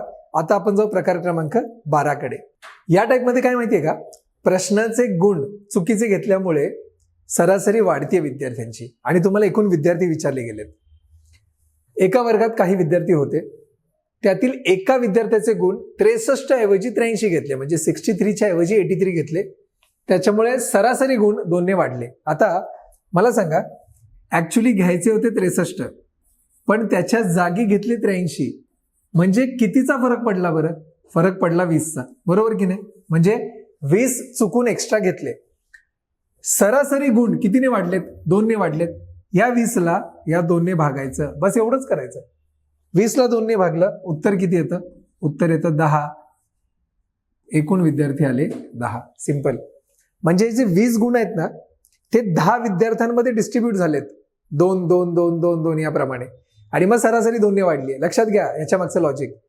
20 गुण वाढलेले आहेत, 10 विद्यार्थी आहेत, प्रत्येकाला 2 2 2 गुण दिलेत, मग सरासरी 2 नेच वाढेल ना, मागच्या टाईप प्रमाणे. नाही कळलं, लक्षात ठेवा, फरक घ्यायचा भागिले सरासरी कितीने वाढतीये किंवा कमी होते. लक्षात येते का. पाहूया आपण अजून एक प्रश्न. आता या प्रश्नामध्ये बघा, विद्यार्थी होते एका वर्गामध्ये, एका विद्यार्थ्याचे गुण 100 ऐवजी 60 घेतले. बघा ना, 100 होते बरोबर, चुकून ते घेतले 60. मला सांगा गॅप कितीचा पडला, गॅप 40चाच पडला की नाही, म्हणजे वजा 40चा पडला, पण ठीक आहे 40चा गॅप पडला. सरासरी गुण 5 ने कमी झाले. हे 5 काय करायचे, 5 इथे भागायचं बरोबर. 40 भागिले 5 किती येणार, 5 8 40 8 8 काय आहेत एकूण विद्यार्थी. किती सिंपल आहे बघा ना. म्हणजे हे 40 मार्क 8 विद्यार्थ्यांमध्ये वाटलेत 5-5 याप्रमाणे. सिंपल. अजूनही प्रश्न घेऊ आपण शेवटचा. आता बघा या प्रश्नामध्ये बघा काही विद्यार्थी होते, त्यातील एका विद्यार्थ्याचे गुण 105 ऐवजी 185 घेतले. बघा 105 घ्यायचे होते, त्याच्या जागी घेतले 185. मला सांगा गॅप कितीचा पडला? गॅप कसा काढतो आपण? 185 मधून 105 गेले, गॅप कितीचा पडला? गॅप पडला 80चा. बरोबर. भागायचं कशाने? सरासरी गुण कितीने वाढले? 4 ने वाढले, 4 ने भागा, बस एवढंच. 4 एके 4, 4 दुने 8 आणि 0, 20 चोक 80 ना. मग 20 आलं उत्तर. 20 उत्तर आलं म्हणजे एकूण विद्यार्थी किती? एकूण विद्यार्थी 20. किती सिंपल आहे बघा. म्हणजे मॅथ्स ऍक्च्युली खूप सोपं आहे, पण का डिफिकल्ट केलं गेलंय याचा मला अंदाज नाहीये. मॅथ्स ऍक्च्युली खूप सोपं आहे. लक्षात येते का? आणि डोक्यात तुमचं परसेप्शन पण हेच पाहिजे मॅथ्स विषयी, की सोपा विषय आहे, मला येणारच आणि मी पोस्ट काढणारच. कारण मॅथ्स हा एम्प्लॉयबल फॅक्टर आहे, एम्प्लॉयबिलिटी प्रोव्हाइड करतो. म्हणून काही गोष्टी माहीत पाहिजेत, तो कॉन्फिडन्स पाहिजे, ते परसिव्हरन्स, शिकाटी पण पाहिजे मॅथ्स सोडवण्याची. म्हणून मी तुम्हाला सांगतोय शेवटपर्यंत व्हिडिओ बघा. तुम्हाला या टॉपिक मधला एक पण मार्क जाणार नाही. कॉन्सेप्च्युअली तुम्हाला हा टॉपिक कळेल. पाहूया आता आपण पुढचा प्रकार. आता हा प्रकार तर बऱ्याचशा परीक्षांमध्ये विचारला जातोय. बघा प्रश्न. ए आणि बी दोन संख्यांची सरासरी 20 आहे. बी आणि सी यांची सरासरी 19 आहे. सी आणि ए यांची सरासरी 21 आहे. तर ए ची किंमत किती असं विचारलं. मी काय करतो, आधी शॉर्टकट सांगतो आणि त्याचा लॉंगकट पण सांगतो. बघा आता याचा शॉर्टकट काय येणार, मी इथे लिहितो शॉर्टकट आणि नंतर लॉंगकट पण सांगेन, काळजी नका करू. काय करायचं बघा, हे 20 दिलेलं आहे. ए आणि बी ची किंमत म्हणजे सरासरी. बी आणि सी ची 19 दिलेली आहे आणि सी आणि ए ची 21 दिलेली आहे. डायरेक्ट बेरीज करा, म्हणजे 20 नंतर अधिक 19 अधिक 21 यांची डायरेक्ट बेरीज करून टाका. ती बेरीज किती येते? बेरीज येते 60. 60 बेरीज झाली. तुम्हाला ए ची किंमत विचारली आहे की नाही? ए ची किंमत विचारली आहे, मग त्यातून बी आणि सी ची वजा करायची, कारण ही एबीसी ची किंमत आली आहे असं विचार करा. ए ची किंमत विचारली आहे, बी आणि सी ची वजा करायची दुप्पट करून. मला सांगा बी आणि सी ची किंमत किती आहे? 19 आहे ना. 19 ची दुप्पट करा, किती येते? 38. दुप्पट वजा करायची, बस. 60 मधून 38 गेले, उत्तर येतं 22. ए ची किंमत आली 22. परत ऐका मी काय केलं. A B B C C ए 3 दिलेले आहेत सरासरी. तिघांची बेरीज केली, ती इथे लिहिली. तुम्हाला ए ची किंमत विचारली आहे. ए ची किंमत विचारली आहे तर बीसी ची दुप्पट वजा करायची. बीसी ची दुप्पट 38 येते. बघा ना इथे 19 आहे ना, त्याची 38 येते, उत्तर येतं 22. पण तुम्हाला लॉंग कट पण माहित पाहिजे. आता लॉंग कट काय बघायचा. लॉंग कट काय? ए आणि बी या दोन संख्यांची सरासरी 20 आहे. मला सांगा दोन संख्यांची सरासरी 20 असेल तर त्यांची बेरीज किती येणार? बेरीज येणार 40. बी आणि सी यांची सरासरी 19 आहे तर त्यांची बेरीज किती येणार? 38, कारण 2 तिकडे जाणार ना. आणि सी आणि ए यांची सरासरी 21 आहे तर सी आणि ए यांची बेरीज येणार 42. मी जर या तिघांची बेरीज केली, बघा इथे ए इथे ए 2 ए येतोय बघा, इथे बी 2 बी येतोय आणि 2 सी येत आहेत आणि त्यांची बेरीज ही जाते 120. मी जर इथे 2 कॉमन काढला तर काय होईल? ए प्लस बी प्लस सी, आणि ते 2 कॉमन काढलाय तो 2 खाली जाईल. 120 भागिले 2 जे येणार 60. तेच मी इथे केलं होतं बघा शॉर्टकटने. डायरेक्ट 60 इथे आणलं होतं मी. ए बी सी ची बेरीज 60. लक्षात येते का? आता हे 60 आलं. मला ए पाहिजे. मला सांगा ए प्लस बी प्लस सी मधून मला ए पाहिजे तर मला कुणाला काढून टाकलं पाहिजे? मला बी आणि सी ला काढून टाकलं पाहिजे. मला सांगा बी आणि सी आहे किती? 38. मग या 60 मधून मी बी आणि सी म्हणजे हे ए प्लस बी प्लस सी आहे, त्यातून बी प्लस सी वजा करेन. ए प्लस बी प्लस सी मधून हा बी प्लस सी वजा करेन. हा वजा केल्यावर मला काय मिळणार? ए मिळणार. मग 60 मधून 38 वजा झाले, किती उत्तर आलं? 22. तेच केलं होतं बघा इथे. म्हणजे शॉर्टकट तर मी सांगेनच, पण थोडासा लॉंगकट पण माहित पाहिजे. काय केलं मी परत बघा, शॉर्टकटमध्ये काय केलं आणि तुम्ही शॉर्टकटने सोडवावं. लॉंगकट डोक्यात ठेवा, कारण परीक्षेमध्ये तेवढा वेळ नसतो. बघा 20 19 21 A B B C C ए दिलेलं आहे. बेरीज केली, एबीसीचं उत्तर मिळालं मला 60. त्यातून मला ए काढायचं आहे. बीसीची दुप्पट केली वजा. बीसीची दुप्पट काय? 19 ना, 19ची दुप्पट 38 झालं. 38 वजा केलं. बरं बाय द वे बीसीची दुप्पट का केली? कारण 19 सरासरी आणि 2 संख्या आहेत, बेरीज बरोबर संघ लक्षात घ्या. 19 गुणिले 2 38. हे असं केलं. आता पुढचा प्रश्न तुम्ही सोडवा. आता बघा, हा शॉर्टकटने सोडवा, लॉंगकटने नंतर सोडवा तुम्ही, पण आधी शॉर्टकटने विचार करा. AB BC CA काय काय दिलेलं आहे बघा. 25 AB दिलेलं आहे, नंतर BC 23 दिलेलं आहे आणि CA हे दिलेलं आहे 27. मला सांगा यांची बेरीज काय येते? तर 23 आणि 27 हे 50 येणार, 50 आणि 25 ते येणार 75. बरोबर. आता हे झालं ABC. मी तुम्हाला मगाशी सांगितलं होतं A + B + C हे झालं 75. तुम्हाला विचारलंय काय? B. आता B विचारलंय तर AC वजा करणार ना. बघा ना, आता A B आणि C ह्याच्यामध्ये मला B पाहिजे, तर मी A आणि C वजा करणार की नाही? AC म्हणजे CA. बघा AC सरासरी 27 आहे, त्यांची किंमत काय येणार? 27 ची दुप्पट 54. 75 मधून 54 गेले, उत्तर आलं 21. झालं हेच उत्तर. जर C ची किंमत विचारली असती तर मी AB ची दुप्पट वजा केली असती. AB काय आहे? AB आहे 25. 25 ची दुप्पट 50. 50 वजा करून टाकली असती याच्यामध्ये. किती सिंपल आहे बघा ना तुम्ही. येते का लक्षात? पाहूया आपण अजून एक प्रश्न. आता हा प्रश्न तुम्ही सोडवा. व्हिडिओ पॉज करा आणि तुम्ही सोडवा. बघा, AB सरासरी 28 आहे, मी डायरेक्ट घेतो इथे 28 अधिक BC सरासरी 24 आहे, इथे मी डायरेक्ट 24 घेतलं, प्लस CA सरासरी 30 आहे. मला ABC A + B + C ची किंमत मिळाली 28 आणि 24 हे तर 52 आणि 30 हे तर 82. बरोबर. हे मला ABC ची किंमत मिळाली, A + B + C डायरेक्ट शॉर्टकटने.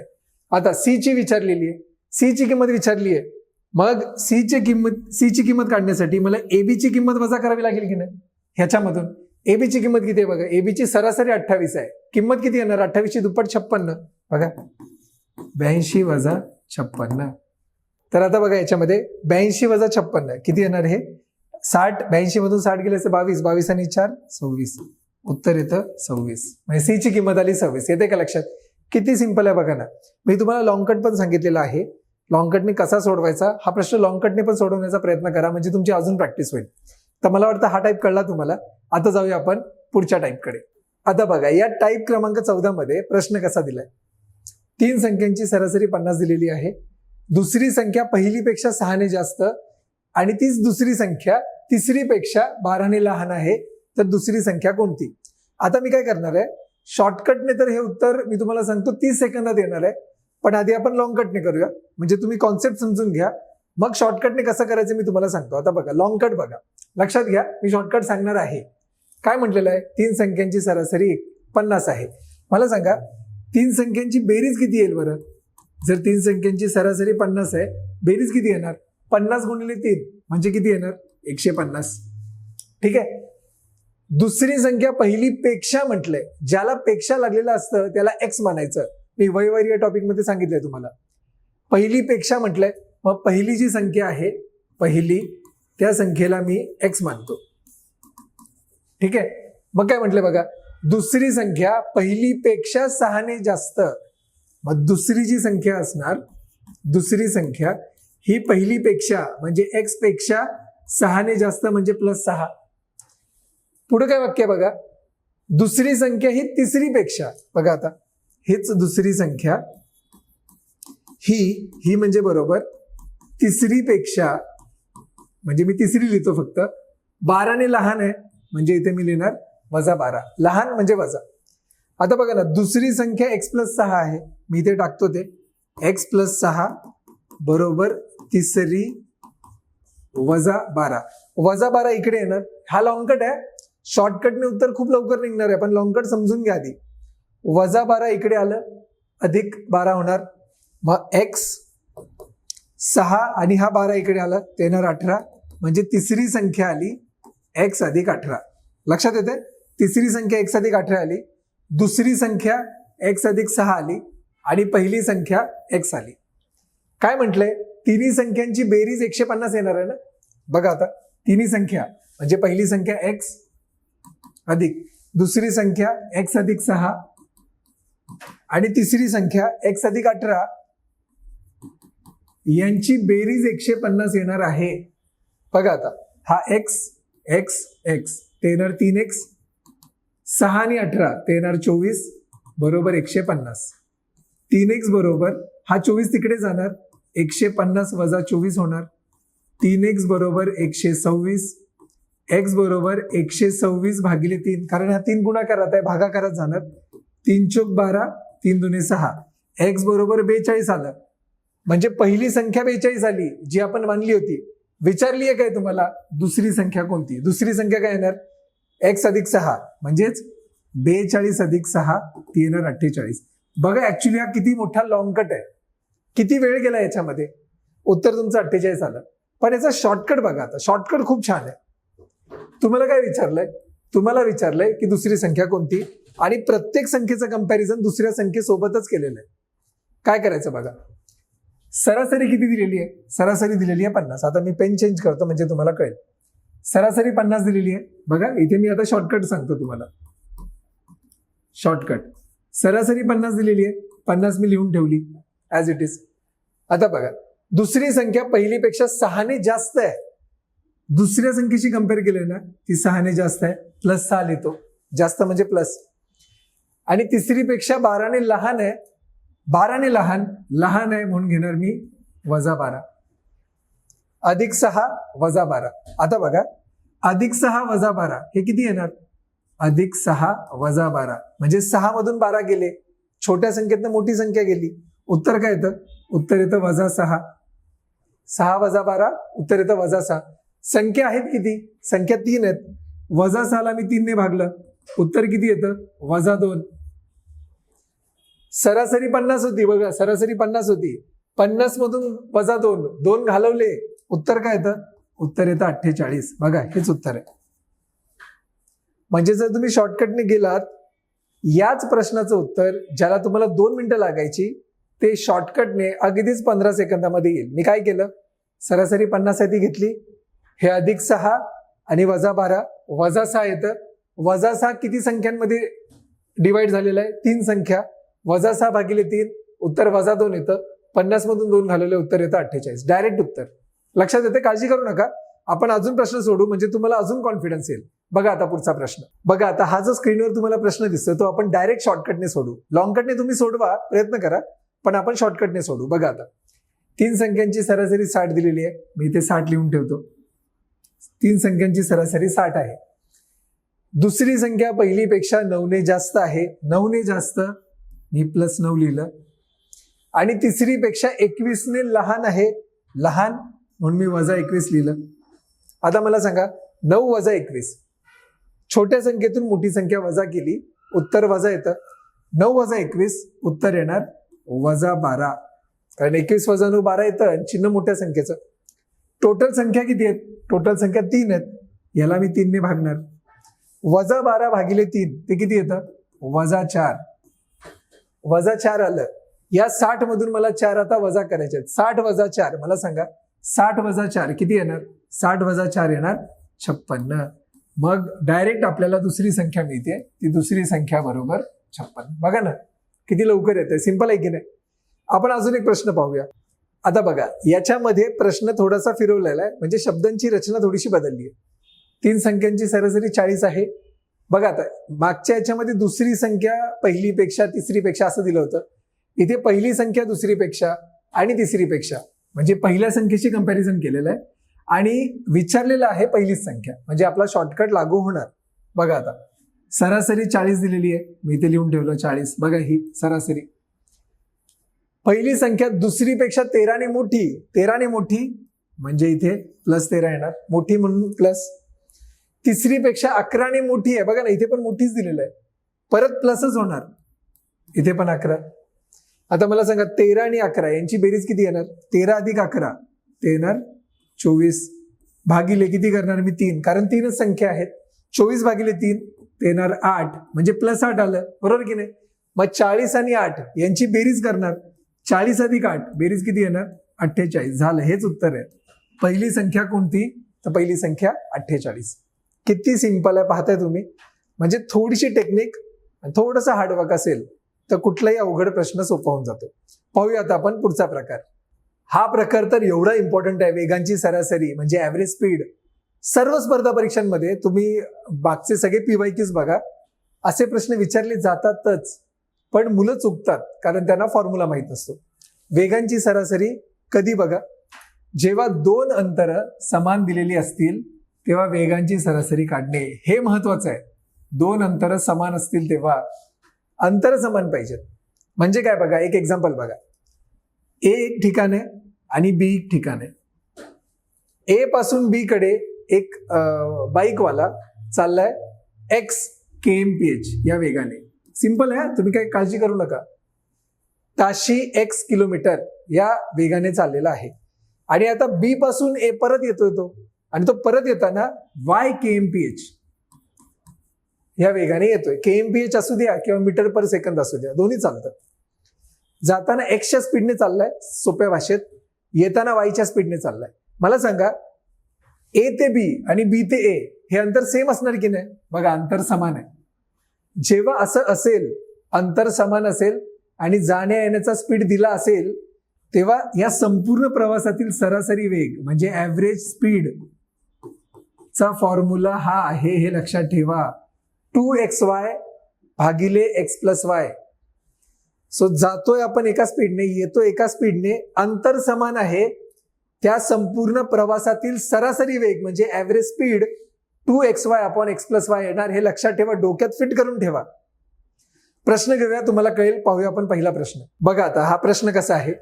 एक व्यक्ती घर ते ऑफिस हे अंतर 60 kmph या वेगाने जातोय आणि ऑफिस ते घर, बघा ना, ऑफिस ते घर पण अंतर तेच आहे, हे अंतर 40 kmph या वेगाने परत येतोय.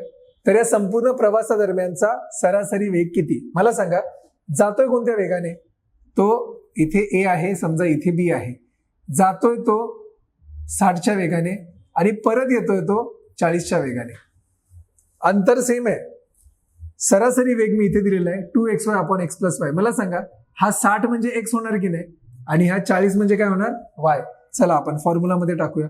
2 गुणिले x गुणिले y. x आहे 60, y आहे 40, आणि परत 60 आणि 40 याची बेरीज खाली करणार. ही चूक करू नका की 60 कॅन्सल, 40 कॅन्सल, इथे गुणाकार इथे प्लस आहे, असं होत नाही. मग 2 गुणिले 60 गुणिले 40 भागिले 60 अधिक 40 किती येतात? 100. 0 0 0 0 कॅन्सल, 6 दुने 12, 12 चूक 48. 48 किलोमीटर प्रति तास हा येणार ऍव्हरेज स्पीड, सरासरी वेग. मुलं काय चुकतात माहितीये का? मुलं डायरेक्ट मार्क काय करतात?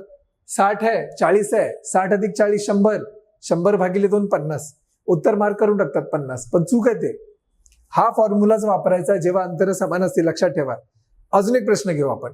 आता बघा, या प्रश्नामध्ये काय आहे, ए ते बी 50 kmph च्या वेगाने जातोय आणि पुन्हा परत येतोय बी ते ए अंतर 30 kmph वेगाने. काय येणार बघा, एक्स येणार 50, वाय येणार 30. 2 गुणिले 50 गुणिले 30 भागिले, माझ्यासोबत सोडवा, तुमचं उत्तर माझ्या आधी आलं पाहिजे, 50 अधिक 30. मग काय येणार आहे, 2 गुणिले 50 गुणिले 30 भागिले 50 आणि 30 किती येतात? 80. चला 0 0 कॅन्सल केलं, 50 दुने 100 गुणिले 3, 300 भागिले 8 हे उत्तर येणार. 300 भागिले 8 म्हणजे 8 त्रिक 24, 6 उरले 60, 8 7 56, 4 उरले 8 45, म्हणजे 37.5 kmph हे उत्तर येणार. किती सिंपल आहे बघा ना. म्हणजे फक्त हा फॉर्म्युला माहित पाहिजे, उत्तर आपोआप येणार. लक्षात येते का? तर हा जो प्रकार होता तो 2 अंतरादरम्यानचा होता, म्हणजे 2 अंतर समान असतील. आता पुढचा जो टाईप आहे तो 3 अंतर जेव्हा समान असतील त्याच्यावर आहे. पाहूया आपण पुढचा प्रकार. आता बघा, या टाईपमध्ये 3 अंतर समान आहेत. बघा, 3 अंतर समान असताना वेगांची सरासरी काय येते? मागच्या मध्ये काय होतं, 2xy upon x plus y होतं. इथे 2च्या जागी फक्त 3 घेतलंय आणि खाली पेअर घेतलेले आहेत. XY यांचा गुणाकार प्लस YZ यांचा गुणाकार प्लस ZX यांचा गुणाकार. लक्षात ठेवा, आणि सोडवता सोडवता तुम्हाला हा फॉर्म्युला पाठ होऊन जाईल. 3xyz upon xy plus yz plus zx. बघूया आपण. आता जो पहिला प्रश्न आहे तो माझ्या सोबत सोडवण्याचा प्रयत्न करा. पाहूया आपण आता पुढचा प्रश्न. या प्रश्नात बघा, ए ते बी अंतर 15च्या स्पीडने जातोय म्हणजे हा x झाला. बी ते सी अंतर 20च्या स्पीडने जातोय म्हणजे ते y झालं. आणि सी ते ए अंतर 30च्या स्पीडने जातोय. एक गोष्ट लक्षात ठेवा, किलोमीटर प्रति तास तिघांची युनिट सेम आहेत. युनिट जर वेगवेगळे असते तर आपण कन्वर्ट केला असं. आणि कसं कन्वर्ट करायचं, मी टाइम स्पीड डिस्टन्सचा एक छान व्हिडिओ घेतलेला आहे आपल्या युट्यूब चॅनलवर, तो पहा. तर आता युनिट तर सेम आहेत, 15, 20, 30. पण अंतर समान पाहिजे ते पण दिलंय बघा. जर AB, BC आणि CA ही अंतर समान असतील, हे वाक्य महत्वाचं आहे, तर या संपूर्ण प्रवासादरम्यानचा सरासरी वेग किती? आता फॉर्म्युला आपला काय आहे? फॉर्म्युला बघा, मी परत लिहितो. 3xyz upon xy plus yz plus zx. लक्षात ठेवा हे. आता बघा 3 गुणिले xyz किती आहे? 15, 20 आणि 30. मी ते लिहून ठेवतो. 15, 20 आणि 30 हे x, y आणि z आहेत. बघा 15, 20, 30 यांचा गुणाकार करतो. 15 गुणिले 20 गुणिले 30 भागिले 2 पेर घ्यायच्या.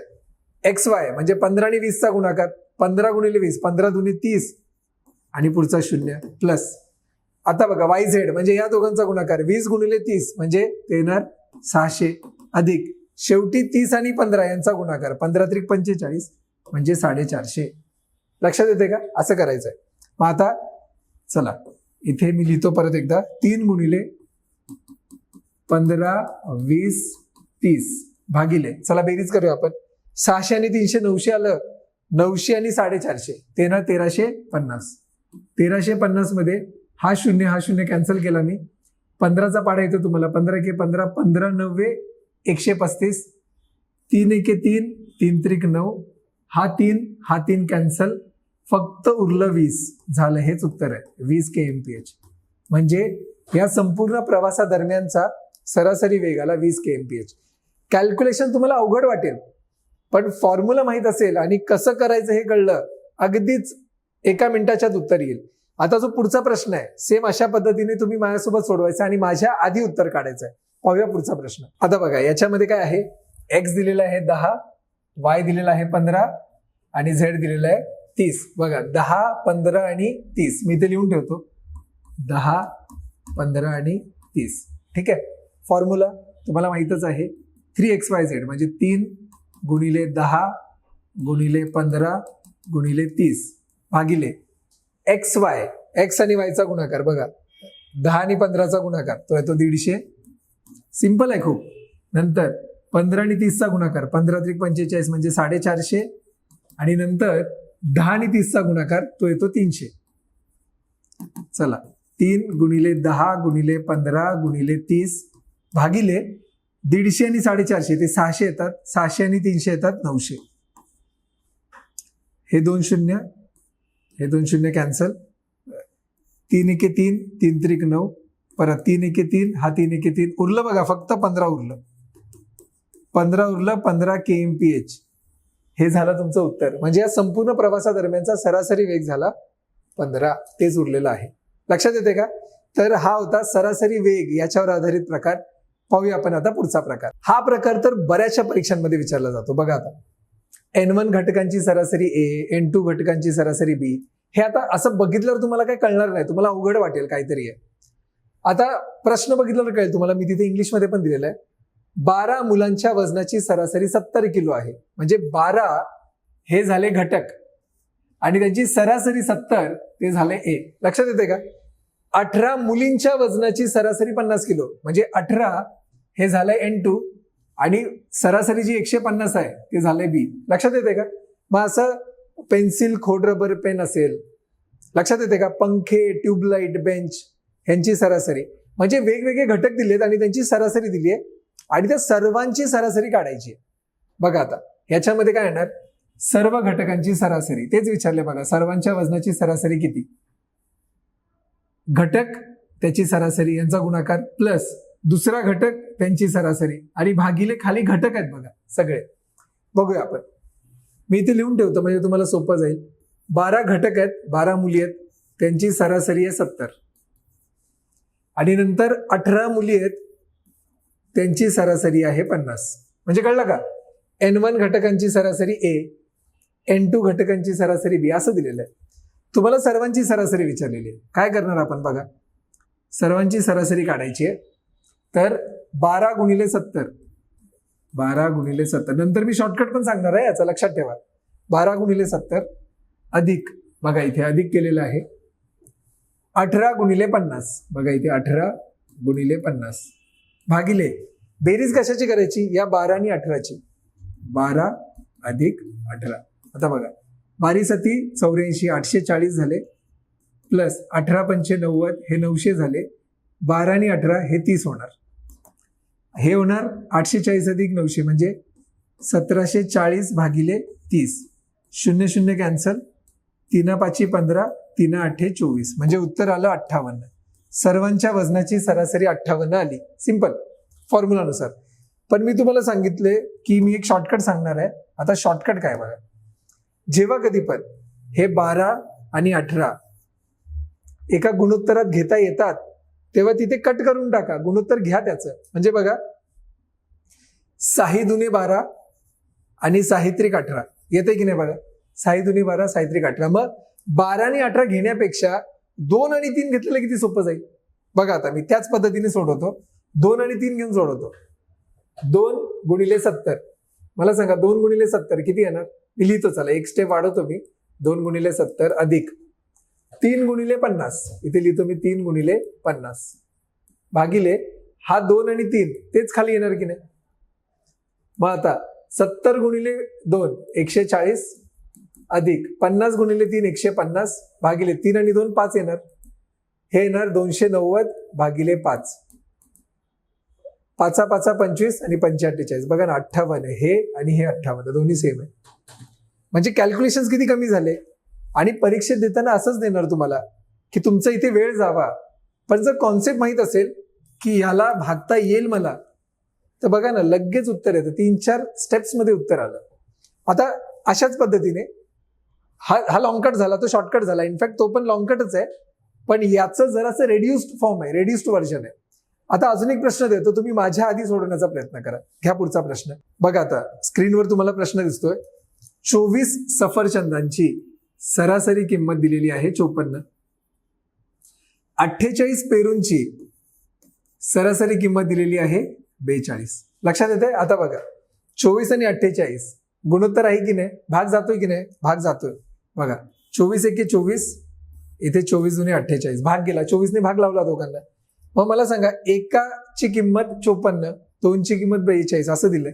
बघा आता 1 गुणिले 54 अधिक 2 गुणिले 42 मी करणार, 2 गुणिले 42 भागिले काय करणार, हा 1 अधिक 2. किती सिंपल झालं बघा हे.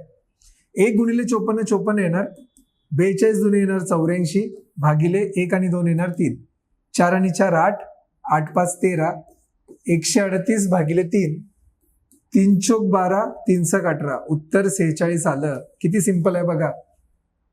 या सर्वांची सरासरी 46 आली. हेच तुम्ही 24 गुणिले 54 केलं असतं, किती लॉंग कट झाला असता. 48 गुणिले 42 किती मोठी व्हॅल्यू आली असती ती. तर अशा पद्धतीने सोडवायचं असतं. पाहूया आपण आता पुढचा प्रश्न. आता हा प्रश्न माझ्या आधी सोडवा तुम्ही. 5 पेन्सिलची किंमत 24. बघा आता याला भाग जाणार नाहीये, सरासरी किंमत 24. 8 पेनांची सरासरी किंमत 32 आणि 7 खोड रबरची सरासरी किंमत 10 आहे. बरोबर. ह्याला भाग जातोय कशाने, नाही. अशा वेळेला आपल्याला तो लॉंगकट करावाच लागणार, म्हणून मी तुम्हाला लॉंगकट पण शिकवतोय. तर 5 गुणिले 24 मी करणार, 24 गुणिले 5 येणार 120 अधिक 32 गुणिले 8, 8 दुने 16, हातचाला 1, 8 त्रिक 24 आणि 1 25, 256 अधिक 10 गुणिले 7 ते येणार 70 भागिले काय करणार मी, 5 8 आणि 7 यांची बेरीज, 7 आणि 8 15 आणि 5 20. इथे लिहून टाकले मी. चला बेरीज करूया आपण. 0 6 इथे 6 येणार, नंतर 7 आणि 5 12, 12 आणि 2 14, हातचाला 1, 2 आणि 1 3 आणि 1 4, 446 भागिले 20. भाग लावूया आपण. चला 20 एके 20, 20 दुने 40, नंतर 4 उरले, परत पुढून 6 घेतला, परत 20 दुने 40, 6 उरलं आणि 20 त्रिक 60 म्हणजे 22.3 हे उत्तर येणार. लक्षात येते का. फक्त हे स्पीडने करा. 5 गुणिले 24 लिहित नाही बसायचं, डायरेक्ट लिहा गुणाकार. 8 गुणिले 32 डायरेक्ट लिहा आणि या तिघांची बेरीज खाली. लक्षात येते का. मग बरेचसे प्रश्न डायरेक्ट गुणोत्तरात पण करता येतात. जर जात नसेल तर आपल्याला पर्याय नाहीये, डायरेक्ट गुणाकार करावा लागतो. आय होप तुम्हाला हा प्रकार कळला असेल. जाऊया आपण आता पुढच्या प्रकाराकडे. हा सरासरीवरचा टिपिकल टाईप आहे बघा. 14 विद्यार्थ्यांचे सरासरी वजन 20 किलो आहे. लॉंगकटने मी सोडवणार आहे, परत शॉर्टकट पण सांगणार आहे. त्यामध्ये शिक्षकाचे वजन मिळवल्यामुळे त्या सर्वांच्या वजनाची सरासरी 23 किलो होते. म्हणजे 3 किलोने वाढते, तर शिक्षकाचे वजन किती? आता बघा ना, 14 विद्यार्थ्यांचे सरासरी वजन 20 किलो आहे. मग मला सांगा 14 गुणिले 20 जर मी असं केलं तर काय येणार? 280 किलो. हे 280 किलो कुणाचं वजन आहे? टोटल वजन आहे 14 विद्यार्थ्यांचं. 14 गुणिले 20 280. आता काय केलंय? शिक्षकाचं वजन मिळवलं. मला सांगा 14 होते तर 14चे किती झाले? 15. शिक्षकाचे वजन मिळवल्यामुळे त्या सर्वांच्या वजनाची सरासरी 23 किलो होते. 20 होते, 20 वरून झाली 23. बरोबर की नाही? बघा 15 गुणिले 23, 15 दुनी 30 म्हणजे 300 आणि 15 त्रिक 45 म्हणजे 345 किलो शिक्षकासहित सर्वांचं वजन झालं. फक्त 14 मुलांचं टोटल वजन 280 किलो आणि शिक्षक मिळवल्यामुळे टोटल वजन 345. हे एक्स्ट्रा का वाढलं बरं? एक्स्ट्रा का वाढलं? शिक्षकामुळे. मग शिक्षकाचं वजन किती येणार? 345 वजा 280 जे येणार 65 किलो. लक्षात येते का? हा होता लॉंग कट. आणि टेक्निकली असं सोडवायचं असतं, पण जर शॉर्टकटने जायचं असेल तर एक फॉर्म्युला आहे, पण मी सांगतो मुलांना की तो करू नका. शिक्षकाचं वजन विचारलंय तर काय करायचं बघा, नवीन ऍव्हरेज घ्यायचा, म्हणजे नवीन सरासरी जी पण आहे, जी पण नवीन सरासरी होतीये ती घ्यायची, प्लस किंवा मायनस चेंज कितीचा होतोय सरासरीमध्ये, किती बदलतीये सरासरी, गुणिले जुने मेंबर्स किती होते. जुने मेंबर्स मध्ये आधीचे लोक किती होते, आधीचे विद्यार्थी असतील, आधीचे शिक्षक असतील, आधीच्या मुली असतील, तर जुने मेंबर किती होते. पण मी सांगतो विद्यार्थ्यांना करू नका. कशाला लक्षात ठेवायचं ना, कारण आपल्याला सिम्पली येतं याने. आता बघा नवीन सरासरी किती झालेली आहे? नवीन सरासरी 23 झालेली आहे. तर बघा इथे मी 23 केलं, प्लस मायनस. मला सांगा सरासरी वाढते की कमी होते? वाढतीये ना, म्हणून प्लस घ्यायचं. जर सरासरी कमी झाली असती तर मी मायनस घेतलं असतं. प्लस चेंज कितीचं झालंय? 3 किलोने वाढलंय ना. 20 होती 3 ने वाढली 23 झाली. 3 गुणिले ओल्ड मेंबर किती होते? जुने मेंबर 14 होते. आधी 14च विद्यार्थी होते ना. 14 बघा 23 अधिक 14 त्रिक 42 किती आहे ना? 65. त्या शिक्षकाचं वजन होतं 65 किलो. सेम. म्हणून हे तुम्हाला वाटलं तर लक्षात ठेवा. पुढे जाऊन काय होणार आहे, असं पण होईल की एकापेक्षा जास्त जण बाहेर गेले, त्यावेळेला थोडासा बदल करावा लागतो याच्यामध्ये. म्हणून मी नेहमी सांगतो लॉंग कट करा अशा टाईपमध्ये.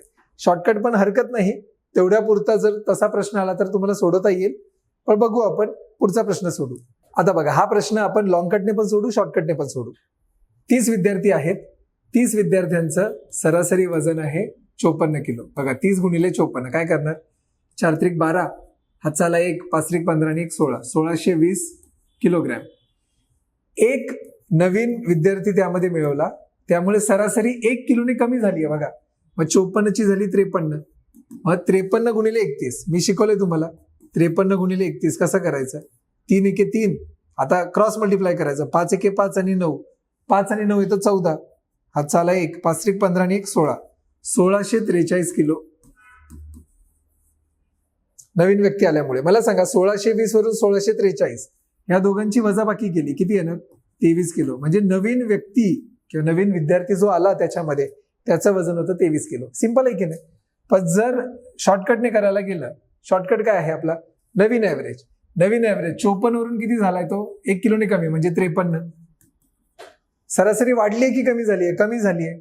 मायनस चेंज कितीचा झालाय? चेंज 1 किलोचा झालाय. बरोबर की नाही? तो फॉर्म्युला लिहून ठेवला असेल तुम्ही. आणि सुरुवातीचे जुने मेंबर किती होते? 30. बघा 53 वजा 30 एके 30, उत्तर काय येणार? 23. हेच उत्तर आलेलं आहे 23 किलो. म्हणजे तुम्ही शॉर्टकटने करू शकता किंवा लॉंग कटने, ते तुमच्यावर आहे. येते का लक्षात? पाहूया आपण अजून एक प्रश्न. हा खूप छान प्रश्न आहे, व्यवस्थित सोडवायचा आहे. 29 विद्यार्थ्यांचे सरासरी वय 25 वर्ष आहे. नवीन व्यक्ती आल्यामुळे सरासरी 3 महिन्यांनी वाढतीये. सरासरी महिन्यांनी वाढतीये, पण दिलेल्या आहे वर्षांमध्ये.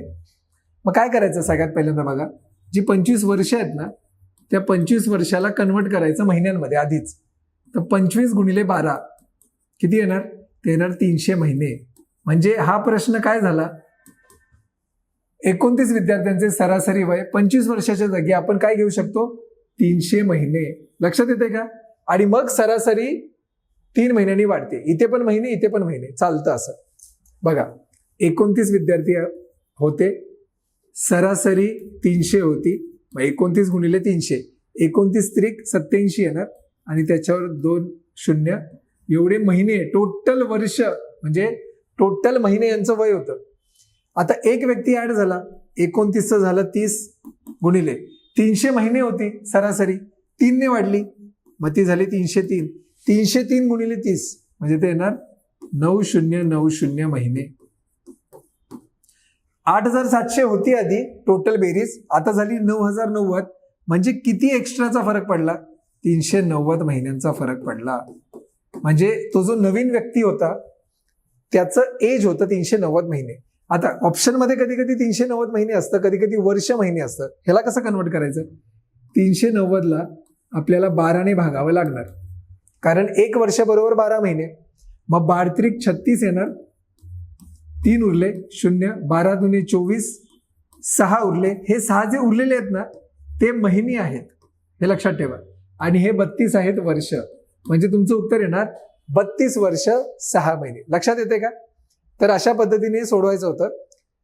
ह्याचा जर शॉर्टकट तुम्ही म्हणाल तर शॉर्टकट काय येणार? नवीन सरासरी किती झालेली आहे? 303. सरासरी वाढलेली आहे म्हणून प्लस करणार, चेंज झाला 3 महिन्याचा गुणिले 29. लक्षात येते? बघा, हे तुम्ही लिहून घेतलंय, तुम्हाला थोडक्यात सांगतो. काय आपला फॉर्म्युला होता?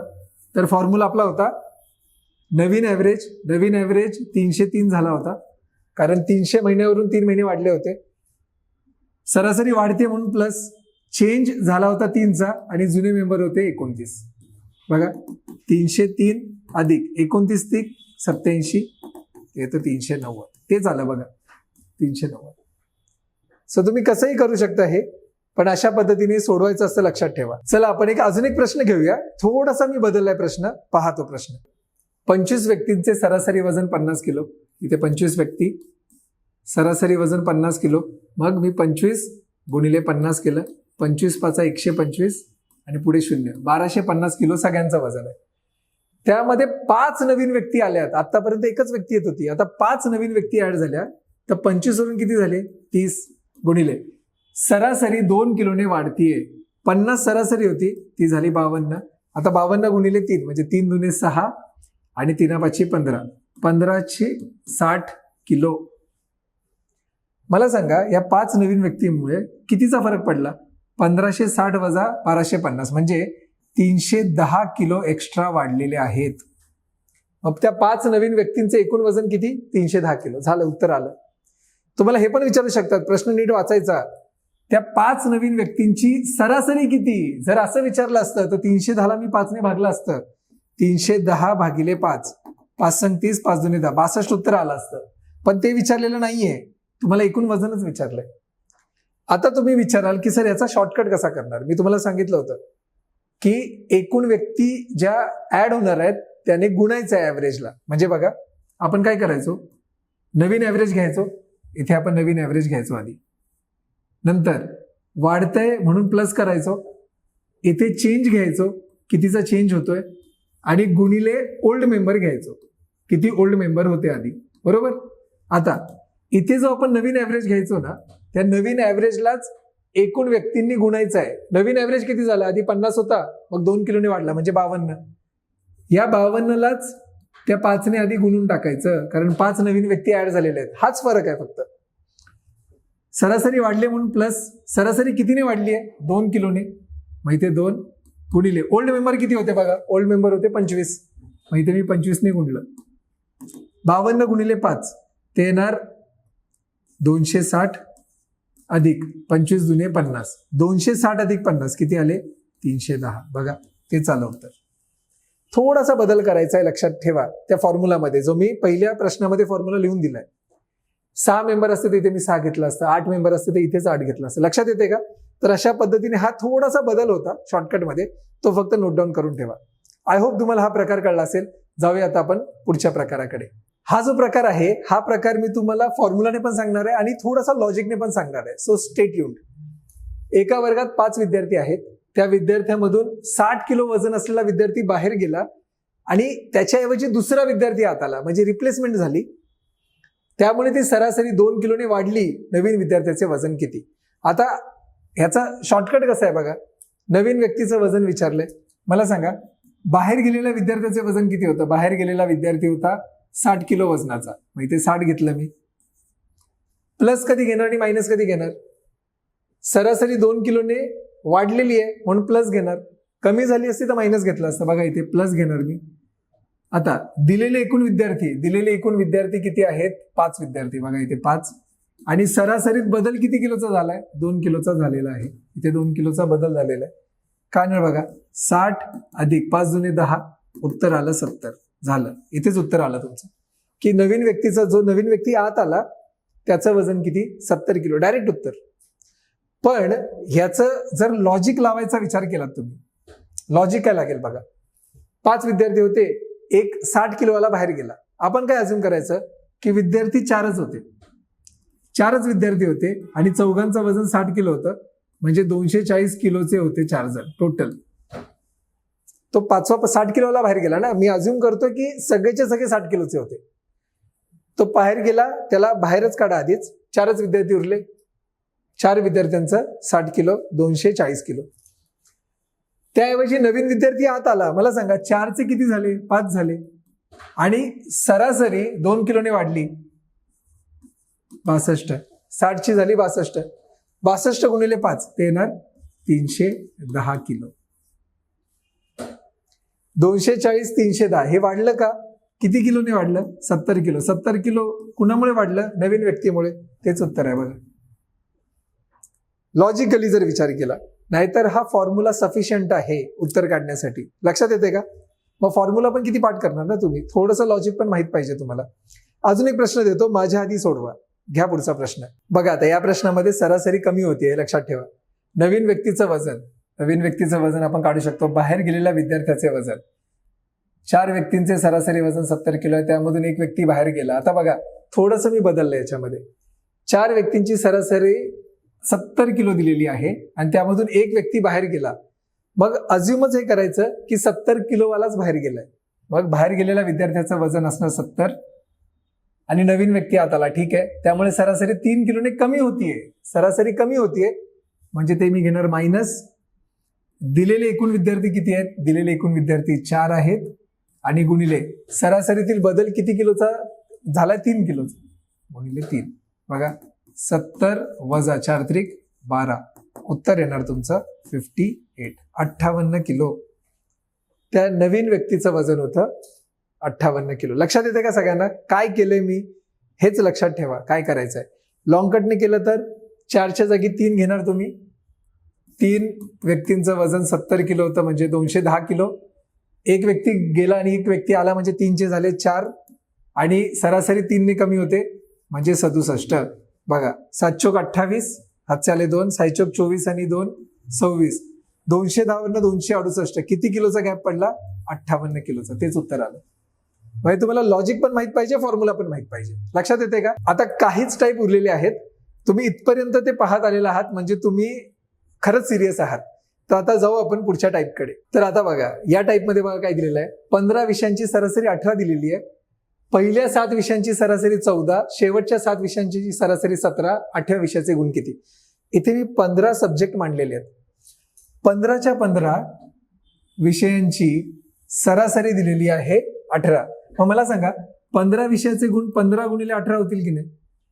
जर 15 विषयांची सरासरी 18 दिली आहे, सगळ्यांचे गुण मिळून 15 गुणिले 18, मग 18 × 180 आणि 90 ते येणार 270.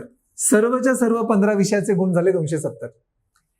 त्यातील पहिल्या 7 विषयांची सरासरी बघा, हे पहिले 7 विषय आहेत, त्यांची सरासरी दिलेली आहे 14. मग 14 × 7 91.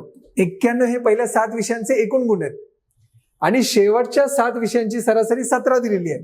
शेवटचे 7 विषय घ्याल तुम्ही तर ते इथून येणार. त्याची सरासरी दिलेली आहे 17. मग एकूण गुण झाले 17 × 7 119. 17 × 7 119. तुम्ही जर विचार केलात ना, हा 8वा विषय उरतोय बघा, 8वा विषय राहतोय आणि तेच विचारलेलं आहे. तर 8व्या विषयाचे गुण किती? मला सांगा. पूर्णच्या पूर्ण 15 विषयाचे गुण 270 आहेत. पहिल्या 7 आणि शेवटच्या 7चे 91 आणि 119 आहेत. मग मला सांगा, जर मी याची बेरीज केली 119 120 आणि 80 210 झाले. 8वा विषय सोडून टोटल 210 झाली आणि 8वा विषय धरून टोटल झाली 270. मला सांगा 270 मधून 210 मायनस केले तर 60 हे मार्क कोणत्या विषयाचे आहेत? 8व्या विषयाचे आहे. झालं, हे उत्तर आलं याचं. आहे की नाही? सिंपल सांगा. तर असाच अजून एक प्रश्न आपण घेऊ. घ्या आता पुढचा प्रश्न. आता हा प्रश्न माझ्या आधी सोडवा तुम्ही. 7 विषयांची सरासरी 25 आहे. बघा 7 विषयांचे एकूण गुण किती असणार? 7 गुणिले 25, 25 7 175. बरोबर. पहिल्या 3 विषयांची सरासरी 22 आहे. बघा 3 ची सरासरी 22 आहे म्हणजे ती 66 एकूण गुण झाले. शेवटच्या 3 विषयांची सरासरी 26 आहे. 3 गुणिले 26 ते येणार 78. बरोबर. तर चौथ्या विषयाचे गुण विचारले. तुम्हाला कळते का? पहिले 3 इथे असणार, शेवटचे 3 इथे असणार आणि मधला हा चौथा असणार विषय. मग या तिघांची बेरीज 66 आहे, या तिघांची बेरीज 78 आहे. तुम्हाला चौथ्या विषयाचे गुण विचारलेले आहेत. आधी मी काय करणार? 66 अधिक 78 करणार. हे येणार 14 1 7 7 14 144 आणि टोटल 175 आहे 4ला धरून. मग 175 मधून मी 144 वजा केले तर किती येणार? हे 1 3 31 मार्क्स येणार. कोणत्या विषयाचे? चौथ्या विषयाचे. आहे की नाही? सिंपल सांगा. तर अशाच पद्धतीने हा टाईप सोडवायचा होता. पाहूया आता आपण पुढचा टाईप. या टाईपमध्ये वयवारी आणि ॲव्हरेज दोघांना मिक्स केलंय. बघा आता लग्नाच्या वेळी पती आणि पत्नी यांचं सरासरी वय 23 वर्ष होतं. बघा जेव्हा लग्न झालं तेव्हा पती प्लस पत्नी यांचं सरासरी वय म्हणजे या दोघांचं सरासरी वय 23 वर्ष होतं. मग मला सांगा दोघांचं एकूण वय किती असणार? 23 गुणिले 2 म्हणजे 46 वर्ष. सिंपल.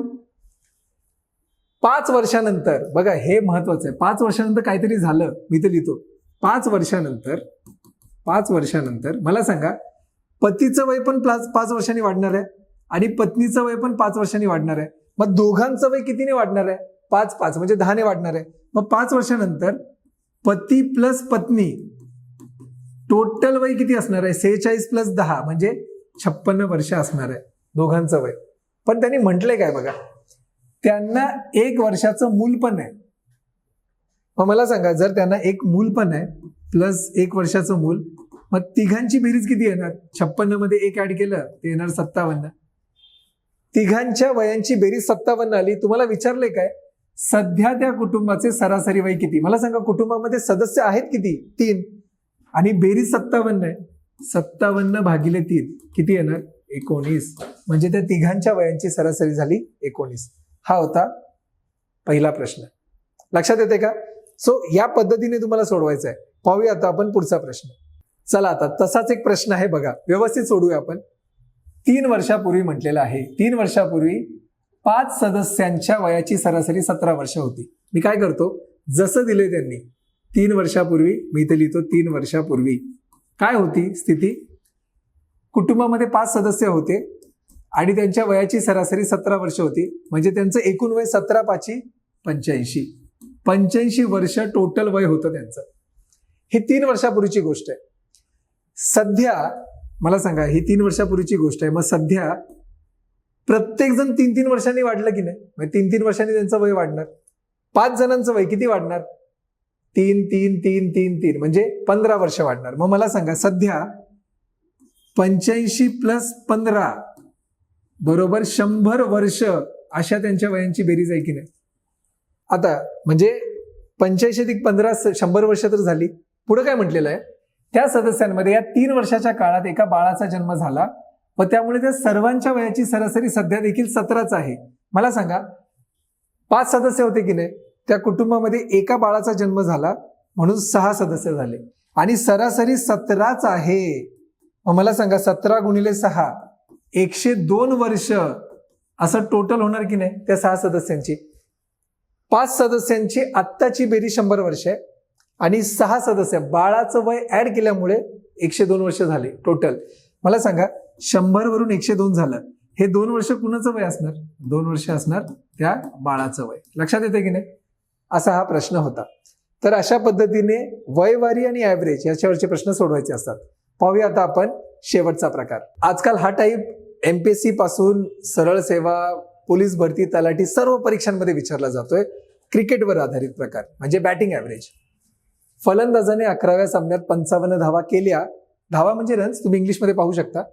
त्यामुळे त्याची फलंदाजीची सरासरी 2 ने कमी झाली. तर 10 सामन्यानंतर त्याची फलंदाजीची सरासरी म्हणजे बॅटिंग ॲव्हरेज किती. बॅटिंग ॲव्हरेजचा मी फॉर्म्युला तुम्हाला दिलेला आहे, पण त्याची गरज नाही पडणार. बघा आता 55 धावा केल्या, त्यामुळे सरासरी 2 ने कमी झाली. म्हणजे याचा अर्थ 55 पेक्षा जास्तच होती की नाही त्याची सरासरी, कारण त्याने कमी रन केले म्हणून त्याची सरासरी कमी झाली. म्हणजे याचा अर्थ आधी सरासरी जास्त होती, आधी सरासरी 55 होती, सरासरी जास्त होती आधी म्हणून प्लस केलं. कितवा सामना खेळायला आला तो? 11वा सामना खेळायला आला. सरासरी मध्ये फरक कितीचा पडलाय? 2 ने कमी झाली, ते 2 इथे घ्यायचं. सेम जे आधी फॉर्म्युला वापरले आपण तसंच, फक्त इथे सरासरी कमी झाली ना तर इथे फक्त प्लस वापरायचं. एवढं लक्षात ठेवा, बस, बाकी काहीच नाही. जर वाढलं असतं तर इथे मी मायनस केलं असतं. एवढंच फक्त चेंज आहे याच्यामध्ये. बघा 55 ऑलरेडी प्लस 11 दुने 22, उत्तर काय आलं? 77. हे 77 उत्तर आहे 10 सामन्यानंतरच्या सरासरीची. म्हणजे तो 11वा सामना खेळायला आला, एवढे रन केले, विचारली 10 सामन्यानंतरची सरासरी, डायरेक्ट उत्तर आलं. जर तुम्हाला 11 सामन्यानंतरची सरासरी विचारली असती तर मी 2 ने कमी केली असती, म्हणजे 77 वजा 2 75 उत्तर लिहिलं असतं. लक्षात येते का? प्लस का केलं? सरासरी कमी झाली, याचा अर्थ त्याने 55 रन कमी केले, त्याच्यापेक्षा जास्त सरासरी होती. कमी झालं प्लस करायचं, वाढलं मायनस करायचं. पुढचा प्रश्न तसाच आहे. बघा आता पुढचा प्रश्न. आता बघा या प्रश्नामध्ये काय आहे, 7वा सामना तो खेळायला आला, 120 रन केले. बघा इथे मी 120 लिहितो. त्यामुळे फलंदाजीची सरासरी 10 ने वाढली. बघा 10 ने वाढली आहे सरासरी, मग मी इथे मायनस करणार. उलट करायचंय, मी मगाशी सांगितलं तुम्हाला. कितवा सामना खेळायला आलाय? 7वा. मग कंसामध्ये ते 7 घेणार आणि कितीचा फरक पडलाय ॲव्हरेजमध्ये? 10चा. इथे 10 ने मी गुणणार. बस एवढंच लक्षात ठेवा. 120 वजा 7 आहे 70, उत्तर काय आलं? 50. हे 50 उत्तर 7व्या सामन्याच्या आधीचं असणार आहे, हे पण लक्षात ठेवा. म्हणजे 6 सामन्यानंतरची त्याची सरासरी झाली 50. जर तुम्हाला 7 सामन्यानंतरची सरासरी विचारली ती तर 10 ने वाढली आहे ना, मग उत्तर 60 आलं असतं. लक्षात येते का? डायरेक्ट उत्तर आहे. आणि अजून एक शेवटचा प्रश्न घेऊ आपण. आता या प्रश्नामध्ये बघा 15वा सामना खेळायला आला, 85 धावा त्याने केल्या. मी 85 घेणार इथे. 0 धाव केली असती, 0 रन, तर इथे 0 घेतलं असतं, हे पण लक्षात ठेवा. 85 धावा केल्या, फलंदाजीची सरासरी 1 ने कमी झाली तर मी प्लस करणार. उलट आहे या टाईपमध्ये. कितवा सामना खेळायला आला तो? 15वा. इथे मी 15 घेणार. आणि बदल कितीचा झालाय? सरासरी 1 ने कमी झाली. चला 1 लिहिलं इथे मी. 85 अधिक 15, उत्तर किती आलं? उत्तर आलं 100. 100 सरासरी आली, बॅटिंगची ॲव्हरेज आली 15व्या सामन्याच्या आधी, म्हणजे 14 सामन्यानंतर त्याची सरासरी 100. आणि जर 15व्या सामन्यानंतरची विचारली तर ती तर 1 ने कमी झाली आहे ना, 100 मधून 1 गेले, 99 उत्तर आलं असतं. लक्षात येते का? तर अशा पद्धतीने हे 22 टाईप होते. मी तुम्हाला अगदीच बेसिक पासून ॲडव्हान्स पर्यंत सगळं शिकवलं, शॉर्टकट सांगितलं, लॉंग कट सांगितलं. ह्याचा तुम्ही चांगला कसून सराव केला, चांगली प्रॅक्टिस केली, चांगले मार्क्स पाडले, तर एवढे एफर्ट्स घेण्याचं काहीतरी सार्थक झालं असं मी समजेल. आणि तुम्ही देत असलेल्या चॅनलला एवढं तुम्ही प्रेम देता, एवढं आम्ही भारावून जातो. अक्षरशः खूप भारी वाटतं आम्हाला, खूप चांगलं वाटतं. असेच प्रेम देत राहा. जास्तीत जास्त या चॅनलला सबस्क्राईब करा, जास्तीत जास्त या व्हिडिओला शेअर करा. खूप जणांपर्यंत, खूप गरजू विद्यार्थ्यांपर्यंत हा व्हिडिओ पोहोचवा. आणि thank you so much for watching. Keep studying smartly. All the very best.